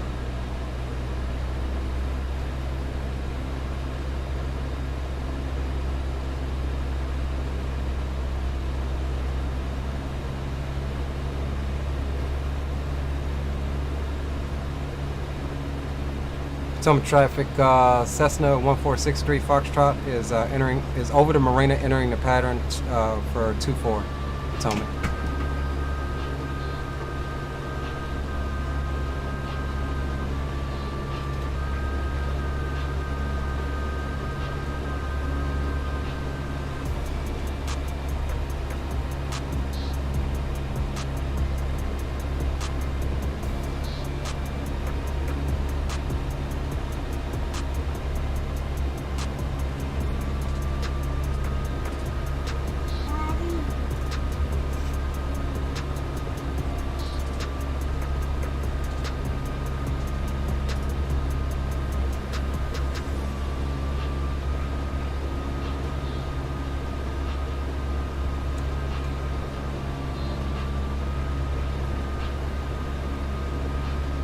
Alright, so we'll drop the first notch of flaps here. Try to account for the balloon.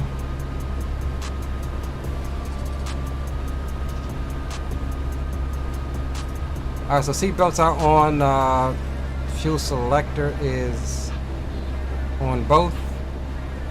Engine control is checked. Heading indicator is aligned. Altimeter is set. Radios are set. Autopilot is off. Fuel mixture is rich.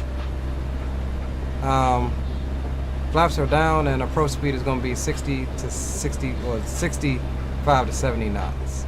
That is the before landing checklist. And we do have the airport insight right there. So we're just trying to maintain our what we got. We can actually bring it on down a little bit.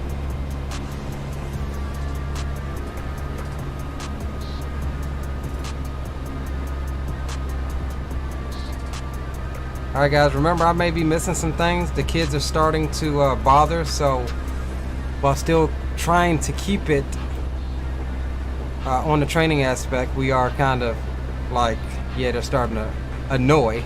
So we're coming on down through 900, looking for 8.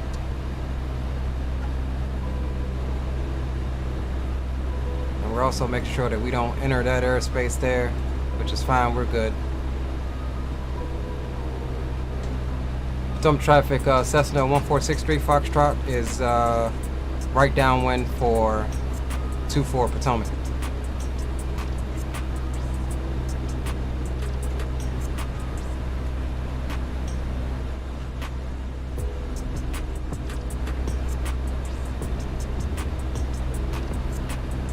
So these power lines really this is why this approach is so short, because we gotta kind of stay inside these power lines here. So we're inside the white arc. We can go flaps 20, watch the balloon.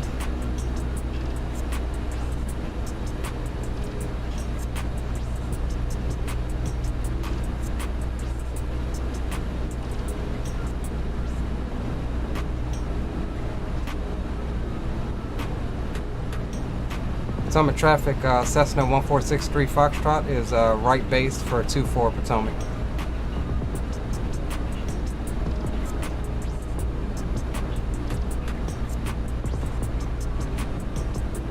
So there's 70 knots. Keep that speed coming on in, or coming on down.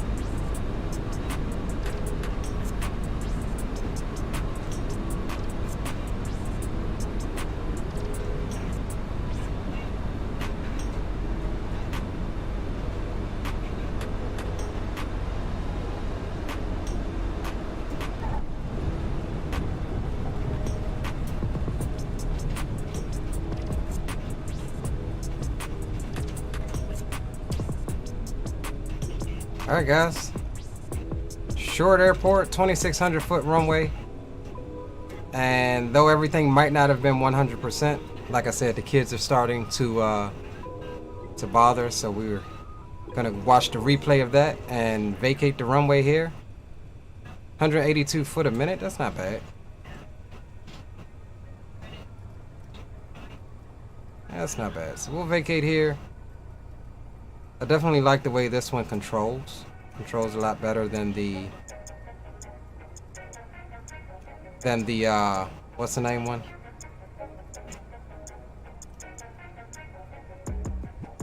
Potomac traffic, Cessna 1463 Foxtrot is clear of 24, taxi to the ramp, Potomac. Alright, so let's stop here for a second. Let's go after landing checklist. Lights are off. We'll go strobes off as well. Transponder can go to standby. Flaps can come up.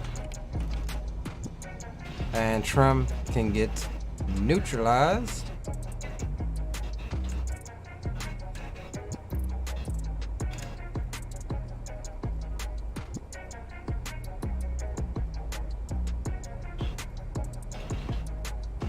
Alright, trim is neutralized. And yeah, after landing checklist is complete, so we'll come back to it for the shutdown.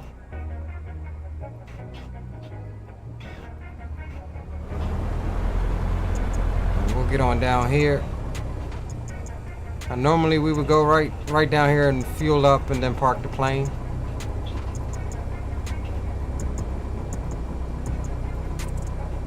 We'll lane this thing out.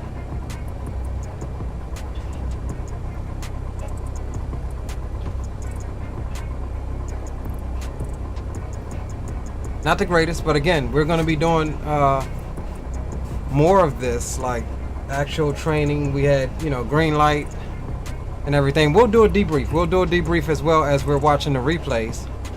We'll pull Greenlight in because he is in Discord right now on the training line, if you will.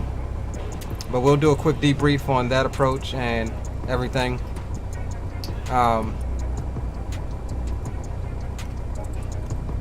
So yeah, guys, I hope you enjoyed it. Definitely make sure that you leave like, thumbs up, and whatnot as we begin our PPL journey here.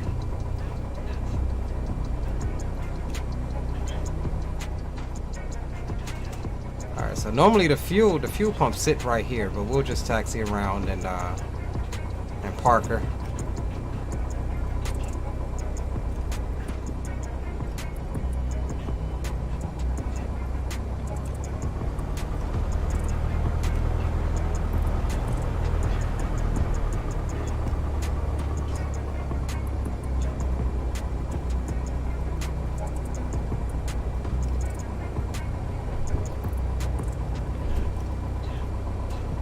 Alright, there we go. Let's run the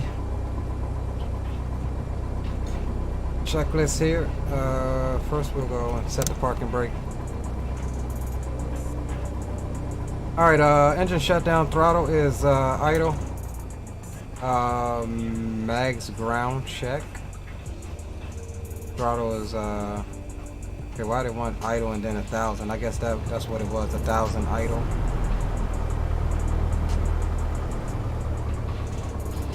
Yeah, from now on we're gonna just follow the real world checklist because this made up crap ain't getting it. Alright, let's go. Avionics can go off. And we'll go mixture cut off and then ignition off. The key goes on the glare shield. Alright, let's pretend we set the key on the glare shield. Hobs and tack, we'll record that. Control lock, this plane doesn't have one. Tie downs, we'll install those. And propeller for fuel vertical, okay. And it says fuel right tank. I don't know why you would put it on the right tank, but okay. And yeah, I think, oh, that's securing the aircraft, okay. Alright, so let's do this. Let's go battery off. We'll get taxi lights off as well. And welcome back to Potomac Airfield, y'all. Not the prettiest, but we're learning. We'll watch the replays, then we'll pull in Green for a quick debrief, and then we'll leave you to it, boys. So let's do this. Let's go replay mode. That disconnected us from VATSIM.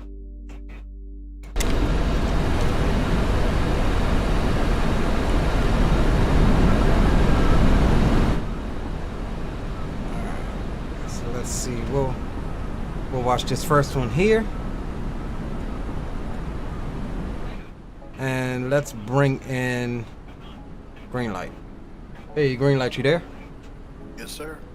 All right, what's up, brother? You want a quick debrief on that approach? I know everything Yeah, wasn't 100%, but we're doing it doesn't replays matter. right It wasn't now. expected to be, but I'm definitely gonna give you a definite 90, man. You definitely did a good job on the return. Um, One of the things I really enjoyed is just, we just, like we talked about, we're gonna just do a more in-depth flight plan where we're gonna calculate your winds and fuel. But for the first start, you did an excellent job. Now you just kind of have an overall idea of what you are to expect as a VFR pilot. Um, One of the things, again, use that autopilot when it's appropriate, you know what I'm saying, to make your workload a little bit easier. Remember that in the 172, you're not a jet, so you want to pitch when you're taking off, unless you're trying to get over an obstacle. Pitch for 74, which is going to give you the best rate of climb. It doesn't matter what the rate is, it's going to give you the best rate of climb based on the weather. Okay.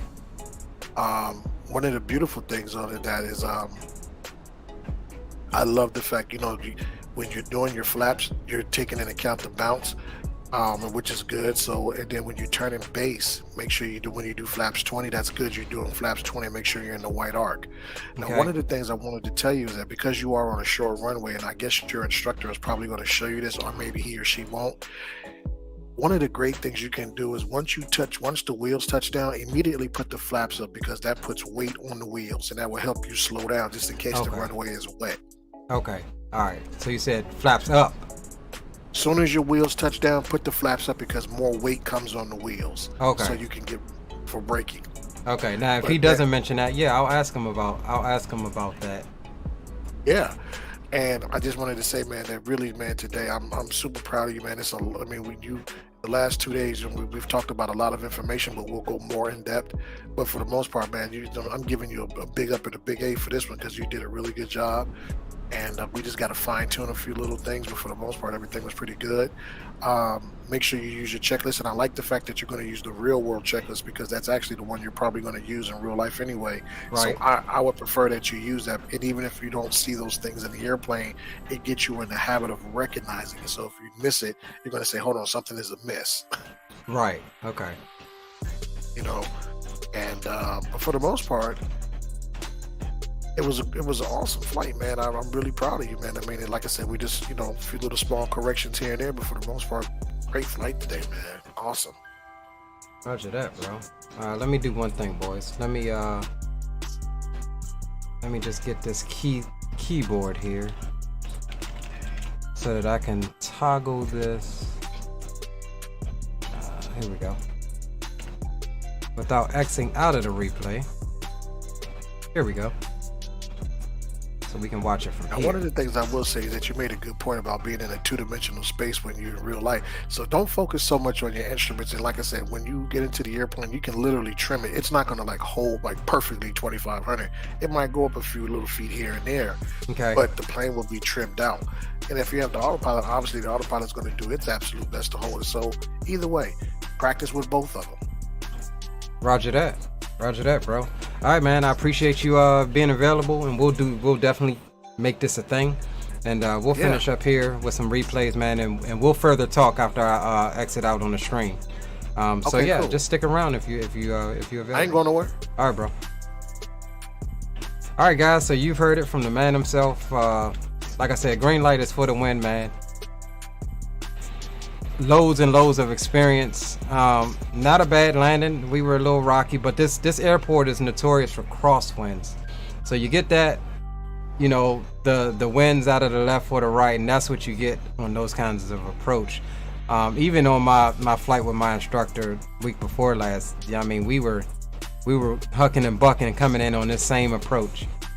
So a lot of what I see visually on this approach versus what he said is what I was looking for. Like those power lines out there, I know that's like the border of that airspace. So that's what makes this a really challenging approach, coming into a short field, because this is considered a short field approach and a short field takeoff. So yeah, we'll watch a couple more replays, and I appreciate you guys for hanging out with me as we start our journey in the PPL realm.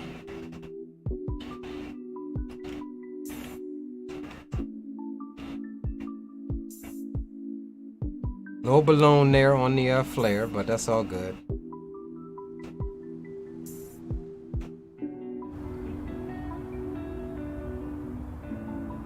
That's all good. Let's see what other views we got here.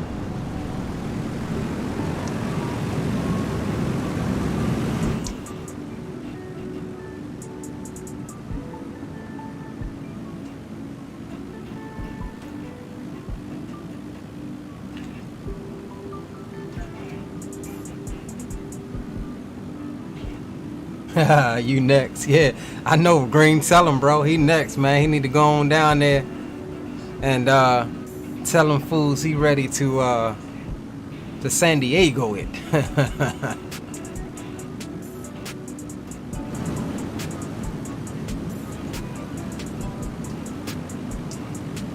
So yeah, we rolled out a bit early. That's why we were kind of short on the thing, so we had to adjust for the center line there, but it's all good.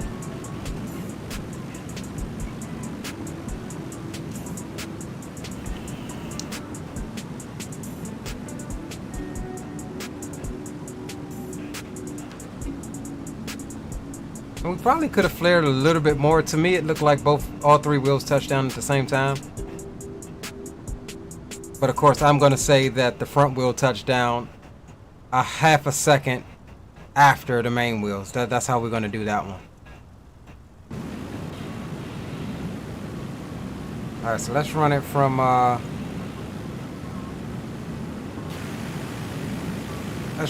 here. See what we're looking like.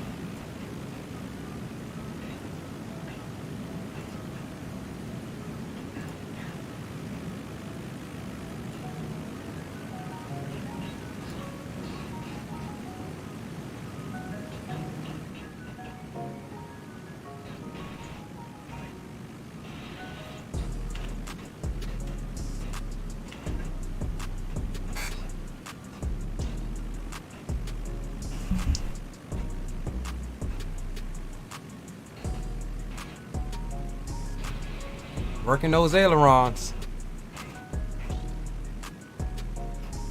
Now, one thing I did notice, it was a lot better approach because we were cognizant of the approach speed that time. More so than the last few flights. That 60 to 65-ish realm is like the sweet spot for this thing.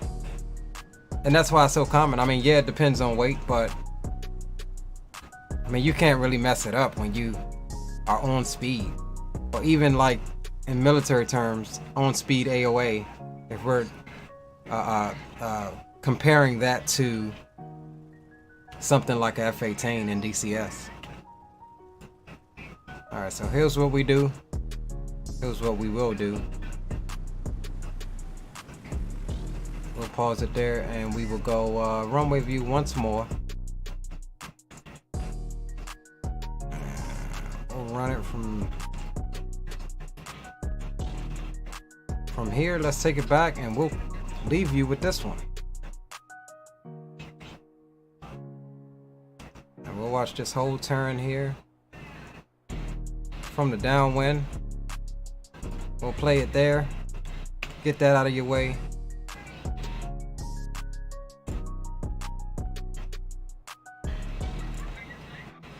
And we'll cue up the outro. So yeah, guys, I appreciate y'all for hanging out with me this evening. I know for a lot of you, I know this may be just boring stuff. This man is in a Cessna 172, can't even get 150 knots, can't even make 200 knots.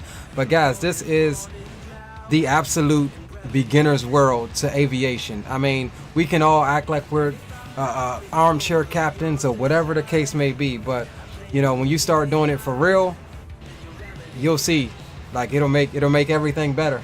So that is my goal with pulling out the Cessna 172, is to develop the muscle memory to do it for real.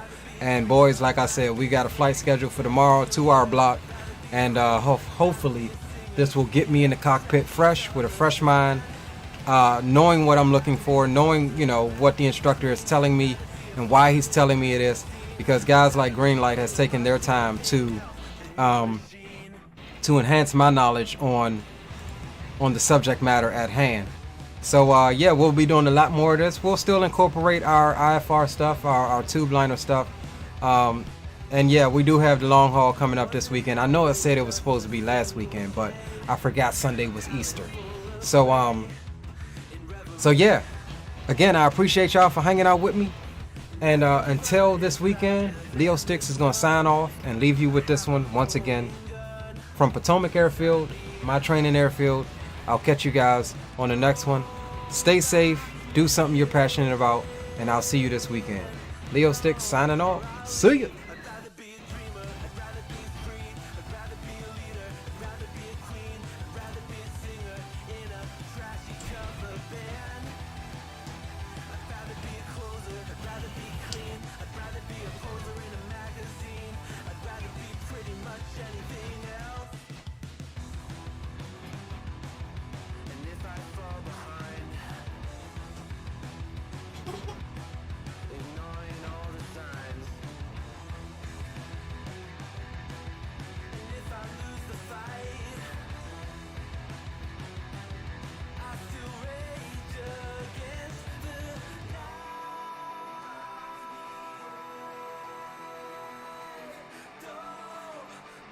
I'd rather be a dreamer, I'd rather be free, I'd rather